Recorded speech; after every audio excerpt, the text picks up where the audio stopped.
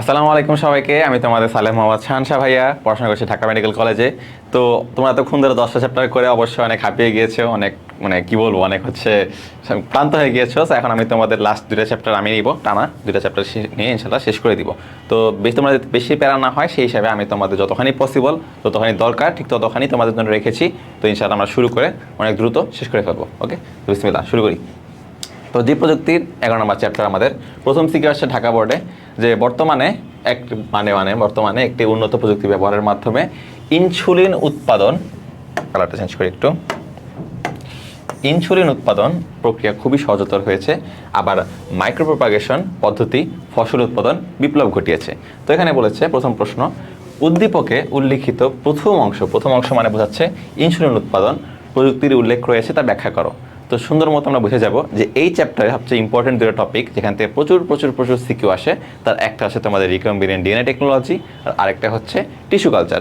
তো এখানে প্রথমে আমরা বুঝে গেছি ইনসুলিনের কথা যেটা আসছে সেটা হচ্ছে রিকম্বিনেন্ট ডিএনএ টেকনোলজি। ওকে, আর ঘ নাম্বার যেটা সেখানে বলছে উদ্দীপকের দ্বিতীয় অংশ অর্থাৎ মাইক্রোপ্রোপাগেশন, যেটা হচ্ছে টিস্যু কালচারের একটা অংশ, এই অংশটার কার্যক্রমটি কৃষি ক্ষেত্রে বিপ্লব ঘটিয়েছে। মানে এই যে মাইক্রোপ্রোপাগেশন সেটার ইম্পর্টেন্সটা কি সেটা আমাদের বুঝতে হবে।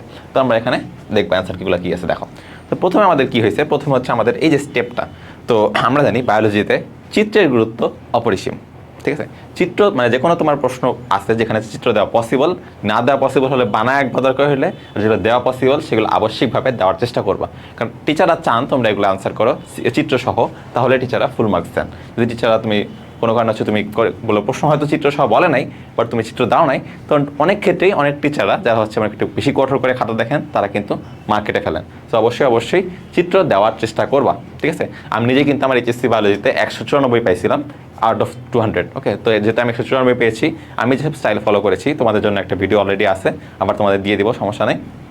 তো সেই স্টাইলে খাতা সাজালে ইনশাল্লাহ এরকম একটা ভালো মার্কস পাওয়া পসিবল। তো আসো দেখো, তো প্রথমে আমাদের কি, এটা একটা one of the important topic এই চ্যাপ্টারের। আমরা ভালো মতো এখন দেখব যে এই যে আমাদের রিকম্বিনেন্ট ডিএনএ টেকনোলজি সেটা কীভাবে হচ্ছে। তো শুরুতে আমাদের কী করা হয়, একটা বাহক নেওয়া হয়। বাহক মানে যে হচ্ছে বহন করে নিয়ে যাবে। সেই এই বাহকটা কী করে, বাহকটা হচ্ছে আমাদের ইকোলাই ব্যাকটেরিয়া। আমাদের শরীরে অনেক ইকোলাই ব্যাকটেরিয়া আছে, সেই ইকোলাই ব্যাকটেরিয়াকে আমরা কী করি একটা বাহক হিসেবে নিই। তো আমরা কি জানি ইকোলাই ব্যাকটেরিয়া কী আছে, একটা প্লাজমিড আছে। প্লাজমিড হচ্ছে দ্বিসূত্রক একটা বৃত্তাকার নিউক্লিয়াসের মতো জিনিস। ঠিক আছে, সেটা হচ্ছে আমাদের প্লাজমিড। সো এই প্লাজমিডের তোমার হচ্ছে অংশটা মেনলি বের করা হয়। প্রথমে ইকোলাই থেকে আমরা প্লাজমিডটা সুন্দর মতো বের করে ফেললাম। বের করার পর আমরা রেস্ট্রিকশন এনজাইম বা এন্ডোনিউক্লিয়াস যেটা আছে তার মাধ্যমে আমরা কী করি, আমরা হচ্ছে এই যে প্লাজমিড আছে তার একটা অংশ আমরা কী করি কেটে ফেলি। পৃথককৃত কর্তনকৃত প্লাজমিড আমরা পেয়ে যাব। মানে আমরা হচ্ছে একটা প্লাজমিড পাবো, রেস্ট্রিকশন এনজাইম দিয়ে আমরা একটা অংশ কেটে ফেলবো, তাহলে আমাদের সি অংশের মতো আছে বাট একটা অংশ ফাঁকা আছে। ওকে, তাহলে কী করবো, আমাদের দাতা কোষ, ধরো হচ্ছে আমরা এখানে ইনসুলিন তৈরি করতেছি, তাহলে আমাদের যে যকৃত কোষ আছে না, সে যকৃত বলছে কেন, প্যানক্রিয়াসের যে বিটা সেলটা আছে না, বিটা কোষ যেটা আছে আমাদের অগ্নাশয়ের, সেই কোষ থেকে আমরা কী করবো, সুন্দর মতো আমাদের ইনসুলিন উৎপাদনকারী একটা কোষের বা জিনের একটা অংশ আমি কেটে নিয়ে আসবো, জাস্ট একটা সিঙ্গেল অংশ আমি কেটে নিয়ে আসলাম। পরে কী করলাম, এই অংশটা আমি লাইগেজ এনজাইমের সাহায্যে আমি সুন্দর মতো ওই যে প্লাজমিডের যে কাটা সি অংশটা ছিল না তার সাথে কী করলাম, জোড়া লাগাই দিলাম কিসের সাথে, লাইগেজ এনজাইমের সাহায্যে। ওকে, এরপর হচ্ছে আমি কী করবো, এই যে পর এই যে নতুন যে একটা ডিএনএ তৈরি হলো উইথ কি, একটা হচ্ছে আগে একটা ডিএনএ ছিল তার সাথে জোড়া তেলে লাগে আরেকটা ডিএনএ বসাইলাম, এই যে পুরো একটা নতুন ডিএনএ তৈরি হলো, সেই ডিএনএটাকে আমরা বলতেছি রিকম্বিনেন্ট ডিএনএ। আর এই পুরো প্রসেসটা হচ্ছে রিকম্বিনেন্ট ডিএনএ টেকনোলজি।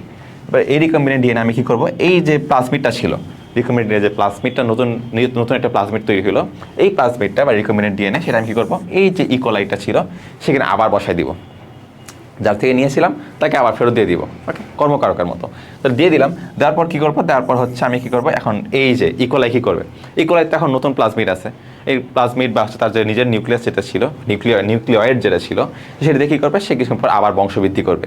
অ্যামাইটোসিস প্রক্রিয়া অনেকগুলো বংশবৃদ্ধি করবে। এই যে বংশবৃদ্ধি করে করে একটা থেকে দুইটা, দুইটা থেকে চারটা, চারটা থেকে আটটা, এরকম করে অনেকগুলো হয়ে যাবে।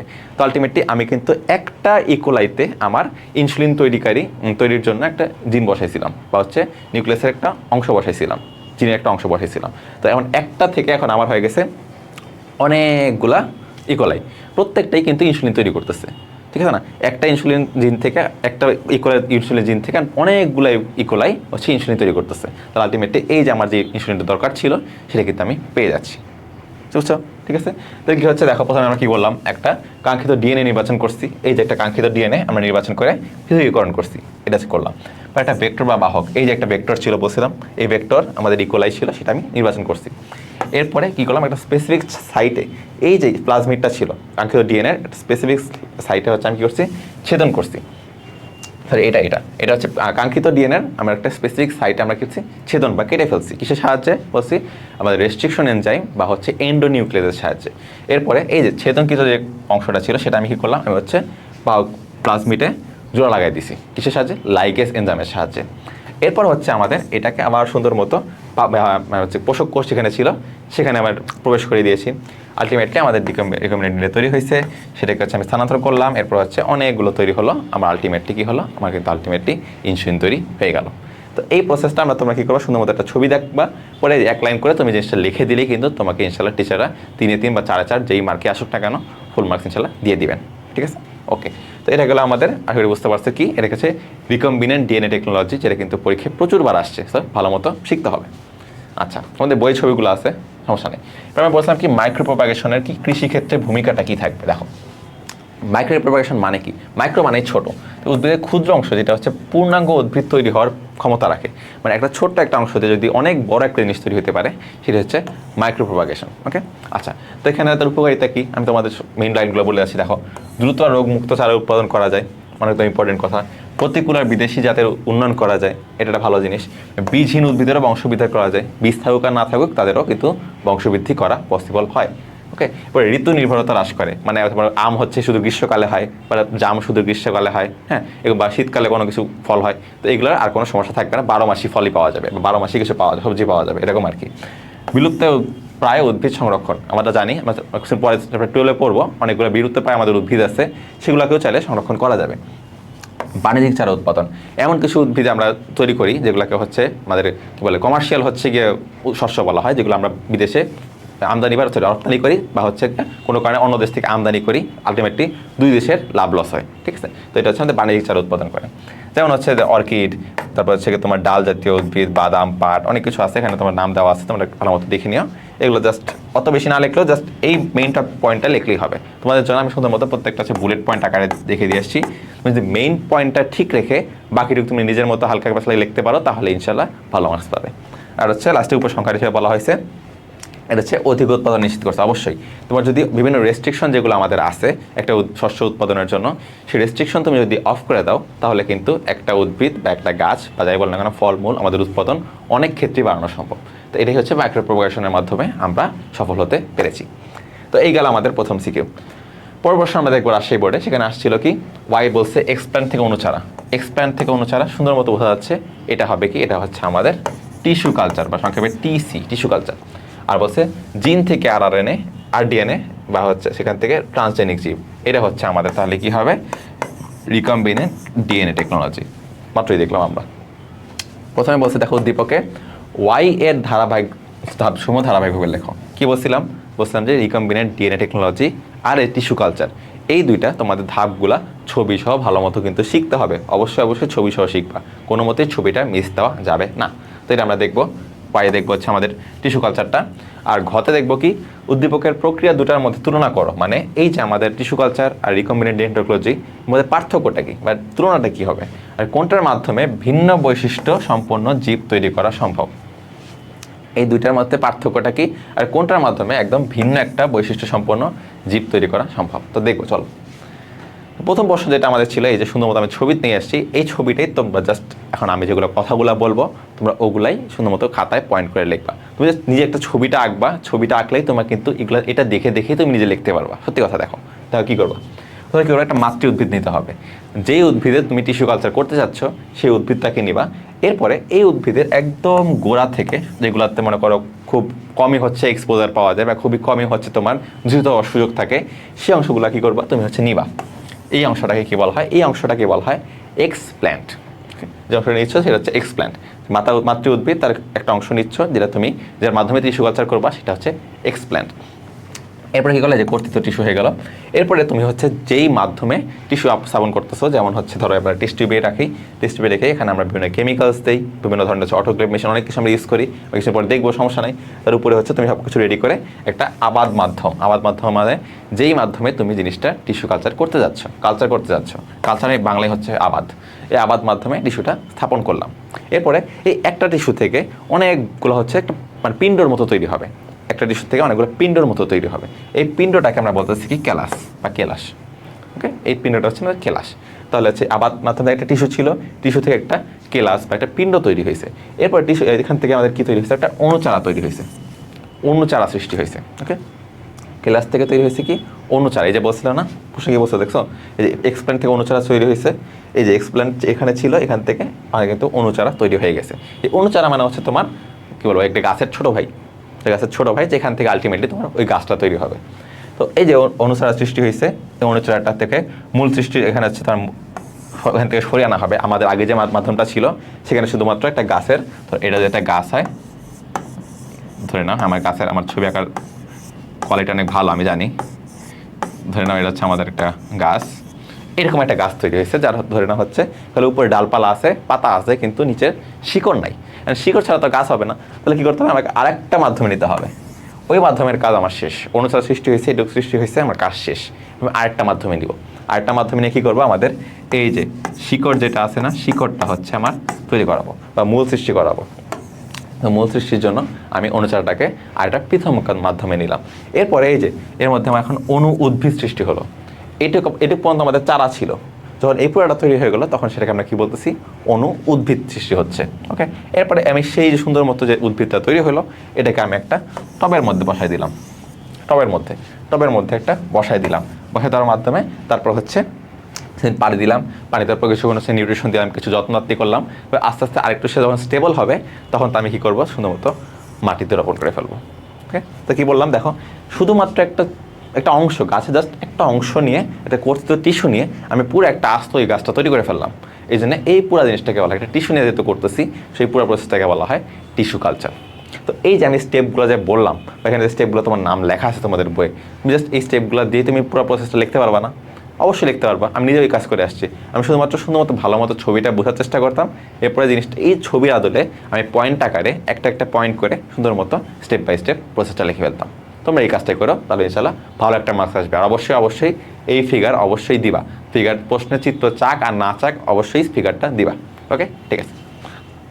আচ্ছা, তো বলছে যে টিস্যু কালচার রিকমেন্ড টেকনোলজির পার্থক্যটা কি শুরুতে দেখো। তো সংজ্ঞা যদি বলি, সংজ্ঞার মধ্যে কিছু ডিফারেন্স আছে, যে জীবদেহের বিচ্ছিন্ন কোনো বিভাজনক্ষম টিস্যু থেকে একটা হচ্ছে পুরো একটা চারা বা একটা উদ্ভিদ তৈরি করলাম, মাত্র তো দেখলাম, এই যে আমাদের টিস্যু কালচার। রিকমেন্ড টেকনোলজিটা কি, জীবের ডিএনএ থেকে ভিন্ন উৎস থেকে সংগৃহীত, মানে একটা বাহক থাকবে, একটা হচ্ছে আমার কাঙ্ক্ষিত ডিএনএ থাকবে, দুইটাই মিলে আমরা নতুন একটা ডিএনএ তৈরি করব। এটাই হচ্ছে আমাদের রিকম্বিনেন্ট ডিএনএ টেকনোলজি। বুঝলাম। প্রক্রিয়ার ধরন আর সময়টা কেমন হবে, তো হচ্ছে টিস্যু কালচার কম্পারেটিভলি একটু সহজ প্রক্রিয়া, কারণ দেখছো খালি একটা হচ্ছে তোমার কি হচ্ছে, একটা টিস্যু নিয়ে তারপরে ওটাকে বিভিন্ন কালচারের মাধ্যমে বসানোর মাধ্যমে নতুন একটা গাছ তৈরি হয়ে গেল। কম্পারেটিভলি সহজ, কিন্তু এটা কিন্তু কম্পারেটিভলি একটু জটিল, কারণ এটার জন্য তোমার ফুল অন ল্যাব লাগবে, অনেক গ্যাঞ্জাম আছে, অনেক ঝামেলা করতে হয়, অনেক প্রিসাইজ মুভমেন্ট দরকার হয়, এই জন্য কম্পারেটিভলি একটু জটিল। ওকে, এরপর হচ্ছে জিন স্থানান্তর আর প্লাজমিড। এই ক্ষেত্রে জিন স্থানান্তর বা প্লাজমিডের কোনো দরকার নাই, কারণ আমরা দেখছি টিস্যু কালচারে কিন্তু প্লাজমিড বলে কিছু এক্সিস্ট করতো না, বাট রিকম্বিনেন্ট ডিএনএ টেকনোলজিতে কিন্তু জিনিসটা এক্সিস্ট করতো। তাই জিন স্থানান্তর বা বিনিময়ের জন্য কিন্তু কি দরকার ছিল, তো আমার কিন্তু প্লাজমিডের দরকার ছিল। এরপর জিন ম্যানিপুলেশন বা জিনোটাইপ, যেহেতু জিনের কোনো প্লাজমিডের হিসাব কথা ছিল না, কোনো জিনের গ্যাঞ্জাম ছিল না, সেই জিনের ম্যানিপুলেশনও হয় না, জিনোটাইপের কোনো পরিবর্তন হবেও না। কিন্তু এখানে কি হবে, এখানে হচ্ছে জিনোটাইপ পরিবর্তন হয়ে যাবে, কারণ দেখছো না, প্লাজমিড মানে একটা বাহকের একটা জিনের অংশ ছিল, কাঙ্ক্ষিত জিনের একটা অংশ ছিল, পুরোটা মিলে রিকম্বিনেন্ট ডিএনএ নতুন একটা ডিএনএ বা একটা জিনোটাইপ তৈরি করছে, সেখানে জিনোটাইপ পরিবর্তন কিন্তু হয়ে গেছে। আর ফাইনালি উৎপন্ন জীবের বৈশিষ্ট্য, এখানে হচ্ছে পুরোপুরি মাতৃ উদ্ভিদের সমগুণ সম্পন্ন হবে। মানে এই যে আমরা মাত্র টিস্যু কালচারে দেখলাম, একদম শুরুতে যে গাছটার আমরা টিস্যু নিয়েছিলাম, পরে যে গাছটা তৈরি হবে তার গুণাগুণ সম্পূর্ণ একদম সেম টু সেম তার যে মাতৃ উদ্ভিদটা ছিল তার মতো হবে। কিন্তু এখানে আমরা পরে দেখলাম যে সুন্দর মতো যেটা হচ্ছে নতুন যে আমাদের ইকোলাইটা তৈরি হইলো, এটা রিকম্বিনেন্ট ডিএনএ টেকনোলজিতে নতুন যে একটা ইকোলাই তৈরি হলো তার সেটা কি তার মায়ের মতোই ছিল, বা তার আগে যেটা ইকোলাই ছিল তার মতো? অবশ্যই না। তার আগের ইকোলাইতে পুরো একটা প্লাজমিড ছিল, বাট নতুন যে ইকোলাই সেখানে কিন্তু একটা প্লাজমিডও আছে, তার ভিতরে একটা ইনসুলিন তৈরির একটা জিন অংশ আছে, যেটা কিন্তু আগে ছিল না। তো পুরোপুরি হুবহু সেম টু সেম কিন্তু না, একটু হলেও কিন্তু কী হয়েছে, ভিন্ন গুণ সম্পন্ন হয়েছে। তো এখানে তার প্রশ্নটা ছিল মেনলি যেটা হচ্ছে তুলনা করার জন্য, পুরো একটা তুলনা করলাম। আর ভিন্ন বৈশিষ্ট্য তাহলে সম্পন্ন জীব কোথায় তৈরি হচ্ছে? রিকম্বিনেন্ট ডিএনএ টেকনোলজিতে। আশা করি ক্লিয়ার হয়েছে কেন হয়েছে, কারণ ওই যে বিভিন্ন মানে একটা ছিল তার ক্ষেত্রে কিন্তু লেজ লাগা, আর একটা জিনিস আমরা লাইগেজ দিয়ে জোড়া লাগিয়ে দিছি। সো এই পুরো প্রসেসটা হচ্ছে, এটা হচ্ছে তোমার নতুন বা ভিন্ন জীব তৈরি করতে সক্ষম। ভিন্ন হচ্ছে তোমার বৈশিষ্ট্য তৈরি করতে সক্ষম। ওকে, তাহলে আশা করি বুঝতে পারছো। তো এরপর আমরা চলে আসি পরের প্রশ্ন, সেটা হচ্ছে বলছে উদ্দীপকের বি এর প্রক্রিয়াটি চিত্রের সাহায্যে উপস্থাপন করা। বি, এই যে দেখছো বি কি এখানে বোঝাচ্ছে, বি ছবি দেখে বুঝতে হবে এটা হচ্ছে রিকম্বিনেন্ট ডিএনএ টেকনোলজি। আর এখানে আমরা এ দেখে বুঝতে পারতেছি এটা হচ্ছে আমার টিস্যু কালচার। এটা টিস্যু কালচার, আর এটা হচ্ছে রিকম্বিনেন্ট ডিএনএ টেকনোলজি, বা মেনলি প্লাজমিড বোঝাচ্ছে। আর তোমার প্রসেসটা যেহেতু বলছে, প্রসেসটা ভেবে বুঝে ফেলতে হবে। তার প্রসেসটা আমরা অলরেডি ছবি সহ দেখে ফেলছি, সেই প্রসেসটা আমরা ভালো মতো পারবো ইনশাল্লাহ। ঠিক আছে, সুন্দর মতো ছবি তুলে ছবি দিয়ে এঁকে এঁকে এবার বুঝে দিতে হবে। পরে বলছে উদ্ভিদ প্রজননে উদ্দীপকের গুরুত্ব, মানে আমরা এতক্ষণ পড়লাম এই যে প্রসেসটা কীভাবে হচ্ছে, তোমার যে ওরা হচ্ছে টিস্যু কালচার প্রসেসটা কীভাবে হচ্ছে। তাহলে এখন আমরা দেখবো এই টিস্যু কালচার প্রসেসটার তোমার গুরুত্বটা কী, ইম্পর্টেন্সটা কী। ওকে, তাহলে দেখো টিস্যু কালচার ইম্পর্টেন্সটা কী, ঘ নাম্বারটা। হ্যাঁ, বলছে হুবহু মাতৃগুণাগুণ সম্পূর্ণ চারা তৈরি করবে। মানে আগে বলছিলাম না অলরেডি যে হচ্ছে একদম শুরুতে যেই মায়ের মাতৃউদ্ভিদ থেকে আমি টিস্যুটা নিছি, আমার যে সন বা ডটার যে প্ল্যান্টটা হবে, ডটার প্ল্যান্টটা একদম সেম টু সেম তার মায়ের মতোই হবে, এটা কথা। হচ্ছে হ্যাপ্লয়েড উদ্ভিদ উৎপাদনের ক্ষেত্রে, কারণ যেগুলো উদ্ভিদের হচ্ছে হ্যাপ্লয়েড উদ্ভিদ, যাদের হচ্ছে এন সংখ্যক ক্রোমোজোম থাকে, তাদের উদ্ভিদের উৎপাদনের ক্ষেত্রেও কিন্তু তুমি পরাগরেণু বা পরাগধানী থেকে কিন্তু নতুন উদ্ভিদ তৈরি করতে সক্ষম হও। বিলুপ্ত প্রাণী অলরেডি বলে ফেলছে এই কথা নিয়ে কথা। রোগমুক্ত উদ্ভিদ তৈরি করে মেনলি হচ্ছে এই যে মেরিস্টেম আছে না, একটা গাছের বা উদ্ভিদের শীর্ষ মুকুলের অগ্রভাগে যে কোষটা থাকে তাকে বলা হয় মেরিস্টেম, কারণ এই কোষটাতে হচ্ছে সবচেয়ে কম রোগ জীবাণু হওয়ার সম্ভাবনা থাকে, সবচেয়ে ফ্রেশ হচ্ছে সেই অংশটা থাকে গাছের। তো এখানে হচ্ছে তোমার রোগমুক্ত উদ্ভিদ তৈরি করতেও সক্ষম তোমার কী বলে টিস্যু কালচারের মাধ্যমে।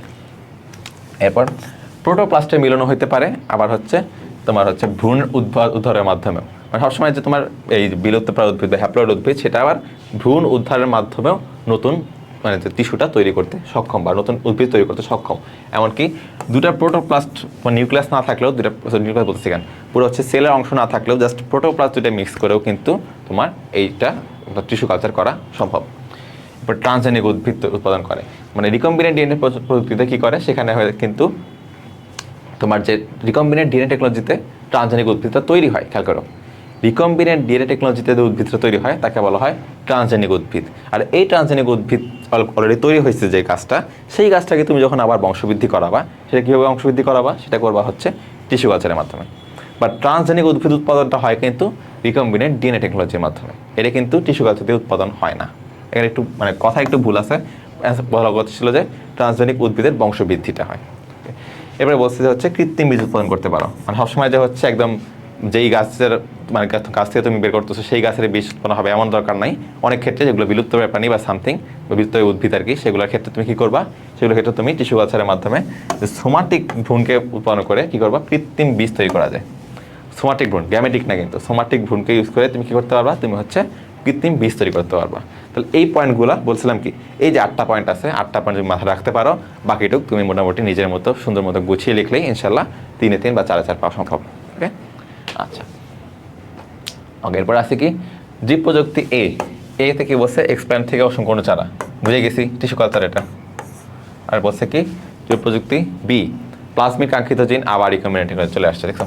আচ্ছা, প্রথমত উদ্দীপকের নির্দিষ্ট বি প্রক্রিয়ার ধাপসমূহ, বি প্রক্রিয়া হচ্ছে তোমার রিকমেন্ডেড টেকনোলজি, দেখছো আবার আসছে। সো এটা তোমার চিত্রসহ অবশ্যই এই পুরো রিকম্বিনেন্ট ডিএনএ টেকনোলজিটা শিখতে হবে, অলরেডি তোমাদের শিখে ফেলছি। আর পরেরটা হচ্ছে বাংলাদেশের প্রেক্ষিতে যেটা টিস্যু কালচার এর গুরুত্বটা কি। এই প্রশ্নটা এই জন্যই রাখছি কারণ রিপিট না, বলছে ইম্পর্টেন্সটা আমরা তখন দেখলাম, হ্যাঁ আমরা তো দেখলাম যে ইম্পর্টেন্সটা কী হচ্ছে টিস্যু কালচারের, বাট বাংলাদেশের প্রেক্ষিতে আমাদের দেশের সাপেক্ষে এই টিস্যু কালচারের গুরুত্ব আসলে কতখানি সেটা একটু আমরা দেখবো, পয়েন্ট আকারে দেখবো, একটু দেখো। তো বাংলাদেশে কী হয়, স্বল্প সময়ে রোগমুক্ত চারা উৎপাদন করতে হবে। কারণ বাংলাদেশের যে আবহাওয়া সেখানে অবশ্যই মানে অনেক গাছ ভালো উৎপাদন হতে পারে, বা সব ক্ষেত্রে সব কিছু কিন্তু ভালো মতো উৎপাদন হতে পারে না।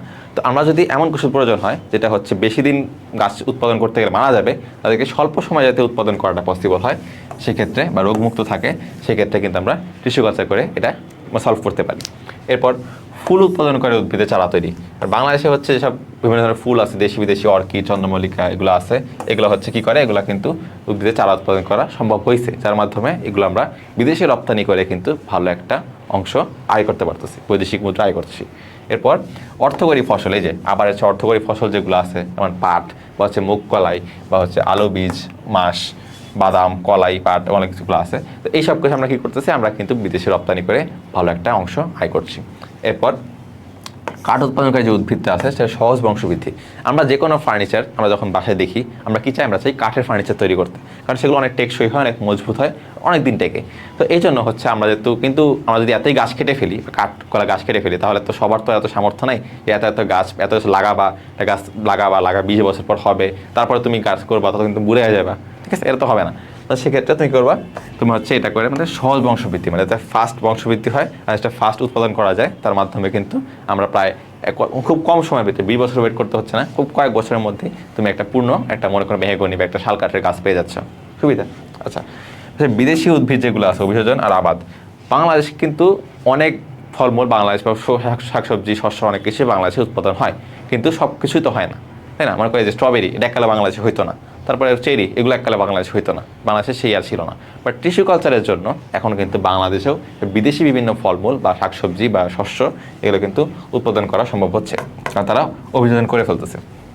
আর লাস্ট হচ্ছে সংকর উদ্ভিদ উৎপাদন অন্যান্য সম্ভাবনা, যেমন মনে করি যে টমেটো প্লাস হচ্ছে পটাটো দুটো মিলে কী ছিল, টমেটো, এরকম হচ্ছে কিছু হাইব্রিড বা হচ্ছে কিছু কী বলবো আমি, এগুলো অনেক হাইব্রিড যেগুলো জিনিসপত্র তৈরি হচ্ছে, সংকর উদ্ভিদ, সংকরের ইংরেজি হচ্ছে হাইব্রিড, সেগুলো উৎপাদনের মাধ্যমে আমরা কী করতেছি, অনেক কিছু আমরা নতুন জিনের তৈরি করার মাধ্যমে এটাকে একটু হায়ার লেভেলে সেই ফসলটাকে নিতে পারতেছি, যার মাধ্যমে হয়তো সেটা রোগমুক্ত সহজে থাকে, বা সেগুলো অনেক দিন ধরে টেকে, বা ওগুলো হচ্ছে মনে করেন গুণগত মান বেশি, অনেক কিছু থাকতে পারে। তো এইগুলো হচ্ছে মেনলি বাংলাদেশের প্রেক্ষিতে টিস্যু কালচারের গুরুত্বটা কী ছিল এটাই। তো এগুলো তোমরা জাস্ট সেম কথাই, এই যে বললাম মেইন পয়েন্ট তোমাদের করেই দিছি, এই যে তোমাদের হচ্ছে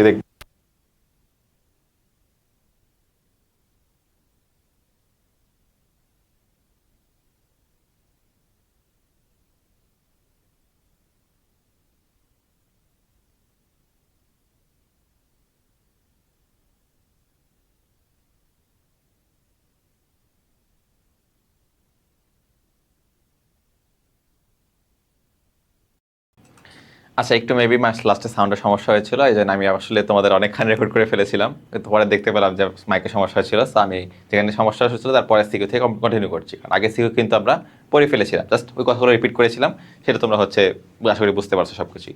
তো আমি পরে সিকিউ থেকে শুরু করছি, বিসমিল্লাহ আবার। তো বরিশাল বোর্ডে আসছে, বর্তমানে একটা বিশেষ জীব প্রযুক্তির সাহায্যে ডিএনএ অণুর ক্ষারক অনুক্রম নির্ণয় করা যায়, ডিএনএ অণুর ক্ষারক অনুক্রম নির্ণয় করা যায়, অর্থাৎ হচ্ছে ডিএনএ অণু কী দিয়ে তৈরি হয়েছে, অর্থাৎ জিনোম সিকোয়েন্সিং যেটা আছে আমাদের, জিনোম সিকোয়েন্সিং বা জিএস, সেটা হচ্ছে এটা বোঝানো হয়েছে। আর অপর একটা জৈব প্রযুক্তি যার সাহায্যে কাঙ্ক্ষিত বৈশিষ্ট্যযুক্ত জীব, অর্থাৎ আমরা বলছি কাঙ্ক্ষিত ওয়ার্ডটা কই আসছে, আমরা কিন্তু পড়ে আসছি ভাইয়া, সেটা হচ্ছে রিকম্বিনেন্ট ডিএনএ টেকনোলজি বা RDT, ঠিক না? তো বলছে উদ্দীপকের প্রক্রিয়া দুইটা, অর্থাৎ এই যে জিনোম সিকোয়েন্সিং বা RDT, এটার ক্ষেত্রে জীবের স্বাস্থ্য নিরাপত্তা ঝুঁকি বিশ্লেষণ করো, মানে আমাদের এইগুলো ইউজ করার জন্য কি স্বাস্থ্য ঝুঁকি হইতে পারে। তো দেখো প্রথমে বলছি কি, জিনোম সিকোয়েন্সিং আর রিকম্বিনেন্ট ডিএনএ, এটা নিয়ে 1-2 লাইন লিখতে পারো।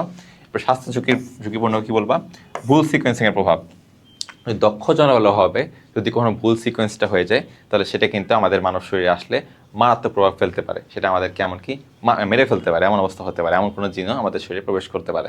তো এগুলোর জন্য আমাদের ভুল সিকোয়েন্সের প্রভাবটা হতে পারে।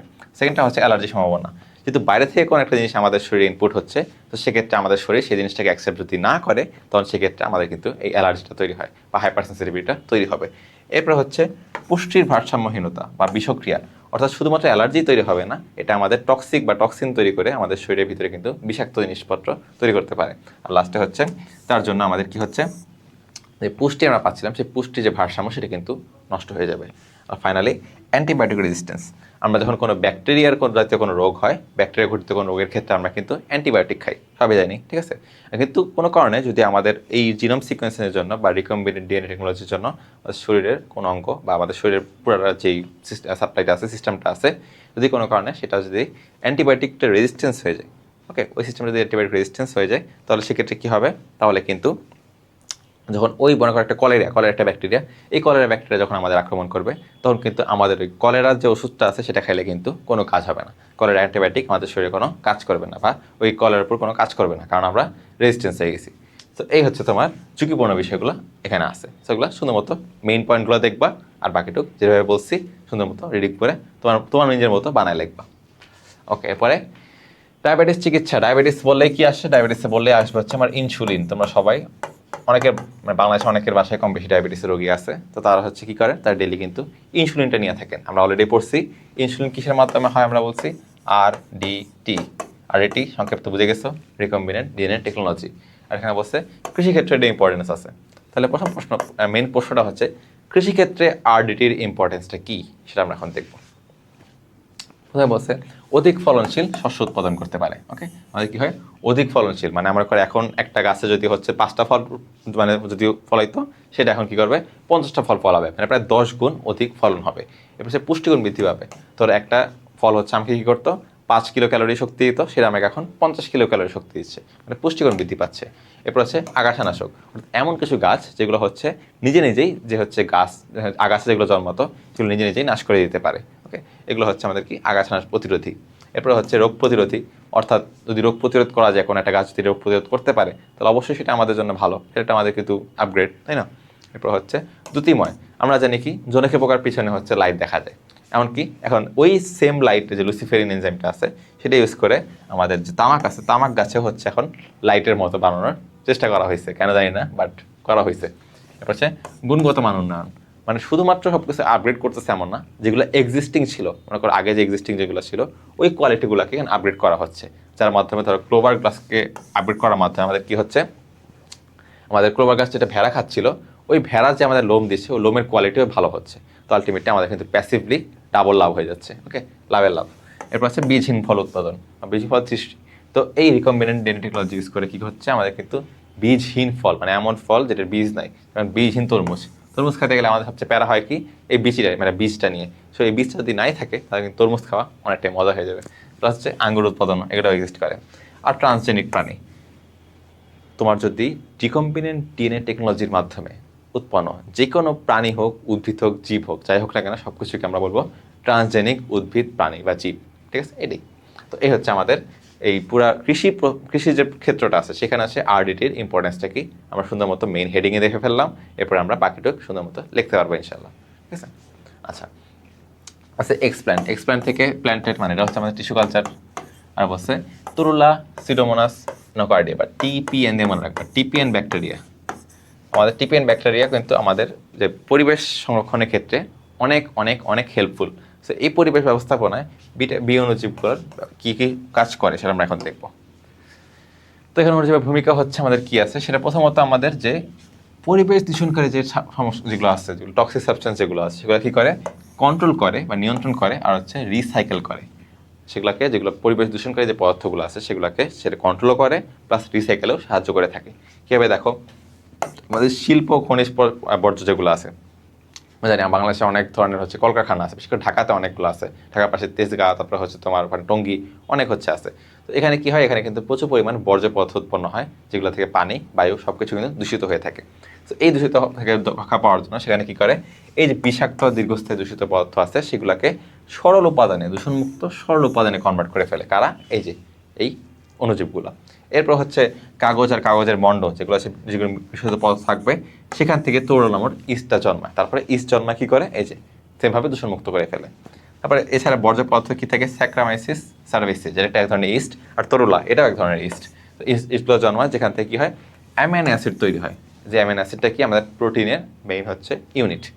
এখান থেকে অ্যামাইনো অ্যাসিড থেকে পরে আমাদের প্রোটিন উৎপন্ন হতে পারে। তো এটা হচ্ছে আমাদের এক ক্ষেত্রে বর্জ্য পদার্থ থেকে ইউজ করে তারা অ্যামাইনো অ্যাসিড তৈরি করতেছে। এরপর সবচেয়ে বেশি ইম্পর্টেন্স যেটা হচ্ছে আছে, এটা হচ্ছে সমুদ্রের তেল দূষণ নিয়ন্ত্রণ করে। কোনো কারণে যদি ধরো একটা জাহাজ, বিশাল জাহাজে অনেক তেল থাকে, বা তেল জাতীয় তেল বাহন করে জাহাজ হতে পারে, বা জাহাজে নিজের তেলও তো লাগে চলার জন্য। তো হয় কি, কোনো কারণে যদি ধরো ওই জাহাজের থেকে তেলটা লিক হয়ে গেছে, লিক হওয়ার জন্য ওটা সমুদ্রে চলে যাচ্ছে, ওই সমুদ্রের যে জীব বা প্রাণীগুলো আছে তাদের জন্য কিন্তু ওই তেলটা হচ্ছে ভয়ঙ্করভাবে ক্ষতিকর। ঠিক আছে, এই জন্য তাদের ওই ক্ষতিটাকে রক্ষা করার জন্য এই যে তোমার অণুজীবগুলো আছে, টিপিএন অণুজীবগুলো, সেগুলো কি প্লাস হচ্ছে তোমার সিডোমোনাস, নোকার্ডিয়া, মাইক্রোব্যাকটেরিয়াম আছে, যেগুলো বল না কেন, এই সবগুলো কি করে তোমার হচ্ছে এই অণুজীবগুলো তেলকে সরল উপাদানে কনভার্ট করে ফেলে। ওই আগের মতো সরল উপাদানে কনভার্ট করে সেগুলো কি করে পরিবেশ দূষণমুক্ত রাখতে সহায়তা করে। তো এই হচ্ছে আমাদের ছিল, আশা করি বুঝতে পারছো। তো এগুলো পড়লেই হবে। এখন আছে আমরা চলে আসছি 22 সালের চলে আসছি। ঢাকাবাড়ি কি প্রশ্ন আসছিল, ক চিত্রের প্রযুক্তিটা এখানে দেখে বোঝা যাচ্ছে এই প্রযুক্তি হচ্ছে তোমার কি টিস্যু কালচার। কিছু হবে কি তোমাদের ছবি দেখে আলটিমেটলি বুঝতে হবে টিস্যু এটা কি বোঝানো হয়েছে। দেখো ছবিতে দেখো, এখানে বোঝানো হচ্ছে যে একটা টবের ভিতরে একটা গাছ রাখা হয়েছে। টবের ভিতরে গাছ আমরা কই পড়ছি, টিস্যু কালচারে পড়ছি, তাই না? তাহলে বহু সংখ্যক চারা উৎপাদন, সোমাক্লোনার ভ্যারিয়েশন, প্লাস হচ্ছে তোমার মেরিস্টেক কালচার, এর জন্য ইম্পর্টেন্সটা কি সেটা ব্যাখ্যা করতে চাইছে 3 নম্বরে। আর 4 বলছে বর্তমানে বিশ্বে অপরাধী শনাক্তকরণে খ প্রযুক্তিটা হচ্ছে ব্যবহার ব্যবহৃত হচ্ছে। খ হচ্ছে এই যেটা, এটা হচ্ছে আমরা কি আমরা বলি পিসিআর বা পলিমারেজ চেইন রিঅ্যাকশন, যেটা কি, যেটা এক ধরনের ডিএনএ ফিঙ্গারপ্রিন্টিং, এক ধরনের ডিএনএ ফিঙ্গারপ্রিন্টিংয়ের মেথড পিসিআরটা। এই ডিএনএ ফিঙ্গারপ্রিন্টিং নিয়ে এখানে আলোচনা করতে বলা হয়েছে। তো এগুলো আমরা একটু দেখবো এখন। যে বলছি টিস্যু কালচারের গুরুত্বপূর্ণ দিক, এই যে তোমার কি বলছি ভূসংক চারা উৎপাদন বা মাইক্রোপ্রপাগেশন, যেটা আমরা ডিটেলস কিন্তু একদম শুরু সিকিউরিতে পড়ে ফেলছি। তো আশা করি সব বুঝতে পারছো। এগুলো নিয়ে এখানে বলা হয়েছে কিছু সোমাক্লোনাল ভ্যারিয়েশন বা সোমোক্লোনাল ভ্যারিয়েশন, অর্থাৎ সোমাটিক যে ভ্যারিয়েশনগুলো আমাদের শরীরে, মানে যেই টিস্যু কালচারের মধ্যে সোমাটিক যে ভ্যারিয়েশনগুলো তৈরি হতে পারে, সোমাটিক ক্লোনাল যে ভ্যারিয়েশন তৈরি হতে পারে, সেটা হচ্ছে সোমোক্লোনাল ভ্যারিয়েশন বা সোমোক্লোনাল ভিন্নতা। মানে 5টা প্রয়োগ আমরা কিন্তু অলরেডি দেখছি, আবার দেখবো। দেখো অর্থনৈতিক গুরুত্ব বলছি, এটা রোগ প্রতিরোধী উদ্ভিদ সেটা বলা হয়েছে। অজীব পীড়ন যেমন হচ্ছে খরা প্রতিরোধী বা হচ্ছে তোমার কি বলে ওই মানে বন্যা প্রতিরোধী সব যে চারা উৎপাদন হচ্ছে সেগুলো। আগাছানাশক এটা না বলছি। উদ্ভিদের বীজ গুণগত মান নির্ণয় করে, গুণগত মান উন্নয়ন করবে, মানে যেগুলো বলছি খালি আপডেটই করবে না, যেগুলো আগে এগুলো স্ট্যাট ছিল সেগুলোকেও ইনক্রিজ করতেছে। আর লাস্ট হচ্ছে মেরিস্টেম কালচার। মেরিস্টেম কালচার হচ্ছে বলছি যে একদম একটা গাছের সবচেয়ে উপরে শীর্ষ মুকুলের যে হচ্ছে টিস্যুটা আছে সেটা হচ্ছে মেরিস্টেম টিস্যু। আর সেই মেরিস্টেম টিস্যু সেটা হচ্ছে সবচেয়ে কম সংখ্যক রোগ জীবাণু মুক্ত থাকে, মানে সবচেয়ে বেশি রোগ জীবাণু মুক্ত থাকে। এই জন্য এখান থেকে নিয়ে টিস্যু কালচার করলে সেখানে কী করে রোগমুক্ত চারা পাওয়া যায়। তাই এটা হচ্ছে তোমার টিস্যু কালচার প্রযুক্তির যে 3টে ইম্পর্টেন্ট টাইপ আছে, এগুলো ভাগ করে তোমার ডিটেলসে এমন একটু ব্যাখ্যাটা চাইছে, সেইভাবে তোমরা সুন্দর পয়েন্ট করে লিখবা। এরপর হচ্ছে ডিএনএ ফিঙ্গারপ্রিন্টিং আর অপরাধী শনাক্তকরণ। ডিএনএ ফিঙ্গারপ্রিন্টিংটা কি, যখন মনে করো একটা তোমরা অবশ্যই আদালত, সিআইডি এগুলো দেখছো, সিআইডিতে কী থাকে, একটা ডক্টর সালুকে থাকে না, সে ফরেন্সিক যে একটা ডক্টর থাকে, সে কী করে, সে হচ্ছে মনে করো একটা ক্রিমিনাল কেসে একজন মার্ডার হয়েছে। মার্ডার হওয়ার পর তার সামনে হচ্ছে 5 জন আসামি হতে পারে কনভিক্ট দাঁড়ায় আছে। তখন কী করবো, ওই যে মারা গেছে ডেড বডিটা আছে, ডেড বডির থেকে হচ্ছে একটা সে ওই অপরাধীর চুল পাইছে, এমন একটা চুল যেটা হচ্ছে ওই যে ডেড বডিটা তার সাথে মেলে না। সে কী করছে, সে ওই চুলটা নিয়ে সে হচ্ছে ডিএনএ ফিঙ্গারপ্রিন্টিং করলো। ডিএনএ ফিঙ্গারপ্রিন্টিং করার মাধ্যমে একদম পুরো তার জিন ডিএনএ পর্যন্ত সব কিছু আনবাইন্ড করে সব ইনফরমেশন বের করে ফেলছে, যত জেনেটিক ইনফরমেশন সব বের করে ফেলছে।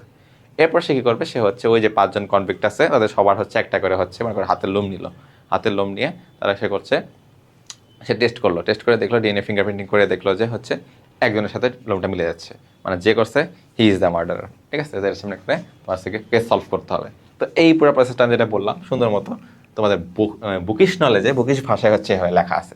তোমরা এটা হচ্ছে তোমাদের নিজের নলেজে লিখতে পারো, যেমন সক্রিয়তা। প্রত্যেকটা ব্যক্তির জন্য কিন্তু এই ডিএনএ ফিঙ্গারপ্রিন্ট যেটা আমরা বলতেছি, এই ফিঙ্গারপ্রিন্ট মানে কিন্তু এই ফিঙ্গারপ্রিন্ট না। ডিএনএ ফিঙ্গারপ্রিন্ট বলতে বোঝানো হয়েছে আমাদের ইউনিক আইডেন্টিফিকেশন, আমাদের প্রত্যেকটা ডিএনএর ইউনিক আইডেন্টিফিকেশনকে বলা হয় ডিএনএ ফিঙ্গারপ্রিন্ট। ডিএনএ ফিঙ্গারপ্রিন্টের মানে কিন্তু আঙ্গুলের ছাপ যে কিন্তু এটা কিন্তু না, এটা কিন্তু ভুল বুঝতেছে। ওকে, এরপর হচ্ছে তোমার নির্ভরযোগ্য পদ্ধতি। ঠিক আছে, তারপর কারণ হচ্ছে 64 বিলিয়ন বলা হয়, 64 থেকে বা হচ্ছে 640 বিলিয়ন, আমার আসলে খেয়াল নাই, বাট যে কোনো একটা দুটো একটা হবে। 64 বিলিয়নে হয়তো একজন মানুষ, দুজন মানুষের তা সেম হইতে পারে। এখন বা পৃথিবীতে মানুষ আছে 8 বিলিয়ন, সো বহুত পরের হিসাব ওগুলো। আর জৈবিক নমুনা যে বললাম যে ছাড়, দাঁত, চুল, রক্ত এগুলো নিতে পারবে, এগুলো টেস্ট করার জন্য। আর শনাক্তকরণ প্রক্রিয়ায় একটা আছে যে আমি গল্পটা বললাম, এই গল্পটা এখানে লেখা আছে, তোমার সুন্দর মতো নিজের ভাষায় লিখে দিবা। সেরকম করে সুন্দর মতো পয়েন্ট করে লিখে দিতে পারবো আশা করি। ওকে, তো এটা গেল। পরেরটা অবস্থা ডক্টর জামান গবেষণাগারে বীজ ছাড়াই উদ্ভিদের বিভাজনক্ষম অঙ্গ থেকে অসংখ্য চাল উৎপাদন করেন। বিভাজনক্ষম অঙ্গ অসংখ্য চাল উৎপাদন করেন, তার মানে এটা হচ্ছে তোমার টিস্যু কালচার। পরের প্রশ্ন বলছে অপরদিকে ডক্টর আশরাফ ডিএনএ এর পরিবর্তন ঘটাইছে। ডিএনএ পরিবর্তন ঘটাইছে মানে কি? Recombinant DNA technology. ওকে, তাহলে বলছে পরিবেশ ব্যবস্থাপনায় ডক্টর আশরাফের পদ্ধতির গুরুত্ব। এখানে মেইনলি আমার যেটা আছে, আমার হচ্ছে এই যে তোমার টিপিএন মাত্র পড়াইলাম না, এই টিপিএন এর প্রসেসগুলাই তোমার সুন্দর মতো দেওয়া আছে। এই জিনিসটা আবার এখানে রিপিট করছে। আমি তোমাদের হচ্ছে একটু দেখতে দেখতে ছোটো হয়ে যাচ্ছে, আমি জানি দেখে বোঝা যাচ্ছে না, বাট এটা তোমরা যখন স্লাইডে পড়বা তখন দেখবা যে ওই টপিকটা সেমই। সো আমি হচ্ছে আবার জিনিসটা বলতেছি না, তোমরা সুন্দর মতো আবার পড়লে দেখতে পারবা সেম টপিক, এই জন্য আমি লিখতে বলতেছি না। হ্যাঁ, আচ্ছা, পরের টপিক দেখো। অর্কিডের শীর্ষস্থ ভাজক টিস্যু অর্থাৎ মেরিস্টেম থেকে হচ্ছে বিশেষ পদ্ধতিতে চারা উৎপাদন করা হচ্ছে, মেরিস্টেম কালচার করা হচ্ছে। আবার অণুজীব ব্যবহার করে বিশেষ প্রযুক্তির মাধ্যমে তুলার পতন করে যায়। এই যে অণুজীব করে আমি কি করছিলাম, যে বাহক ইকোলাইজ করা হয়েছিল, তাহলে এটা হচ্ছে RDT। আবার RDT চলে আসলো, বলছে উল্লেখিত প্রথম পদ্ধতির সুবিধা, মানে টিস্যু কালচারের সুবিধা কি, আশা করি সবাই পারবা। তারপর হচ্ছে মানে প্রয়োজনীয়তা, সুবিধা মানে প্রয়োজনীয়তা, এটাই তো অলরেডি পড়ানো হয়েছে, সেটাই লিখে দিবা। আর উদ্দীপকে উল্লেখিত দ্বিতীয় প্রযুক্তির চিকিৎসা ক্ষেত্রে গুরুত্ব বিশ্লেষণ করো। মানে এই যে তোমার RDTর চিকিৎসা ক্ষেত্রে গুরুত্বটা কি, এটা তোমার জানতে হবে। দেখি কি আছে। প্রথমে বলা হয়েছে ইনসুলিন, আমরা কিন্তু সবাই পড়ছি, শুরু থেকে পড়ে আসছি ইনসুলিন কীভাবে তৈরি করছে, কী কাজ করে আমরা কিন্তু বলে ফেলছি। ওকে, ইন্টারফেরন, ইন্টারফেরন হচ্ছে ভাইরাসের সংক্রমণ রোধ করবে। তো আমাদের শরীরে যে ইন্টারফেরনটা তৈরি হয় যখন ভাইরাস অ্যাটাক করে, তো সেই সেম জিনিসটা তোমার যখন রিকম্বিনেন্ট ডিএনএ টেকনোলজির সাহায্যে তৈরি করে, ওই যে ম্যাসিভ ইকোলাই মাধ্যমে হচ্ছে তোমার ইন্টারফেরন তৈরি করে শরীরে পুশ করলে সেটা অ্যান্টিভাইরাল হিসেবে কাজ করে। এর একটা জিনিস। রক্তনালী ব্লক চিকিৎসা, তোমরা অবশ্যই হার্ট অ্যাটাকের নাম শুনছো। হার্ট অ্যাটাকে কী হয়? হার্ট অ্যাটাকে হচ্ছে হার্টকে যেই নালী রক্ত দেয় সেই নালীটা ব্লক হয়ে যায়। তো তোমার কী করে, তোমার সেই ব্লকটাও কাটানোর জন্য তোমার স্ট্রেপ্টোকাইনেজ নামে একটা এনজাইমটা ইউজ করা হয়। এটা একটা জিনিস। এরিথ্রোপোয়েটিন, এরিথ্রোপোয়েটিনে কী হয়? এরিথ্রোপোয়েটিনে হচ্ছে তোমার যেই আমাদের কিডনি থেকে আমাদের যখন হচ্ছে ব্লাড প্রেশার কমে যায় তখন হচ্ছে, বা ব্লাডে যখন আমাদের RBC কমে যায় বা লোহিত রক্তকণিকা কমে যায়, তখন এই এরিথ্রোপোয়েটিনটা আমাদের কিডনি থেকে তৈরি হয়। তো সেটাকে যখন বাইরের থেকে আমরা তৈরি করতেছি, সেটা করার মাধ্যমে আমাদের শরীরে কিন্তু অ্যানেমিয়া আছে বা শরীরে হচ্ছে রক্তশূন্যতা আছে, তাদের ক্ষেত্রে এটা কাজে লাগবে। এরপর হচ্ছে জিন থেরাপি। জিন থেরাপির মাধ্যমে হচ্ছে কোনো নির্দিষ্ট যদি কোনো স্পেসিফিক জিনের জন্য কোনো রোগ হয়ে থাকে, হ্যাঁ, কোনো স্পেসিফিক কিছু জিনের জন্য, কোনো সেক্স ক্রোমোজোম বা হচ্ছে কোনো অটোজোমাল ডিজিজ আছে, থ্যালাসেমিয়া, এগুলোর জন্য যদি ডিজিজ হয়ে থাকে, তাহলে সেই জিনটাকে ঠিক করার জন্য আমরা কিন্তু জিন থেরাপি ইউজ করা হতে পারে। তো এই হচ্ছে তোমাদের চিকিৎসা ক্ষেত্রে রিকম্বিনেন্ট ডিএনএ প্রযুক্তির প্রয়োগটা। গেল। পরের সিকিউ। আচ্ছা, উদ্দীপকের প্রযুক্তির বিকাশের সাহায্যে স্বাস্থ্য নিরাপত্তা ঝুঁকি, এটা কিন্তু রিকম্বিনেন্ট ডিএনএ টেকনোলজি আমরা কিন্তু এটা পড়ে ফেলছি। এটা কিন্তু স্বাস্থ্য নিরাপত্তা ঝুঁকি আমরা কিন্তু পড়ে ফেলছি। এই জিনিসটা আবার হচ্ছে তোমার GM, তারপর হচ্ছে গিয়ে মারাত্মক টক্সিন সৃষ্টি, অ্যান্টিবায়োটিক, সবই কিন্তু পড়ে ফেলছি। এই জিনিসটা আবার সরি আমি রিপিট করে ফেলছি আবার, কিন্তু তোমরা কিন্তু সুন্দর মতো যেগুলো বলছিলাম সেটা হচ্ছে দেখে ফেলবা। আচ্ছা, ডক্টর জেসমিন জৈব প্রযুক্তি সম্পর্কে আলোচনা করতে গিয়ে একটি আদিকোষীয় অণুজীবের কথা উল্লেখ করলেন, যার বৃহৎ ডিএনএ ছাড়াও একটা ক্ষুদ্র বৃত্তাকার ডিএনএ অণু আছে, মানে প্লাজমিড আছে।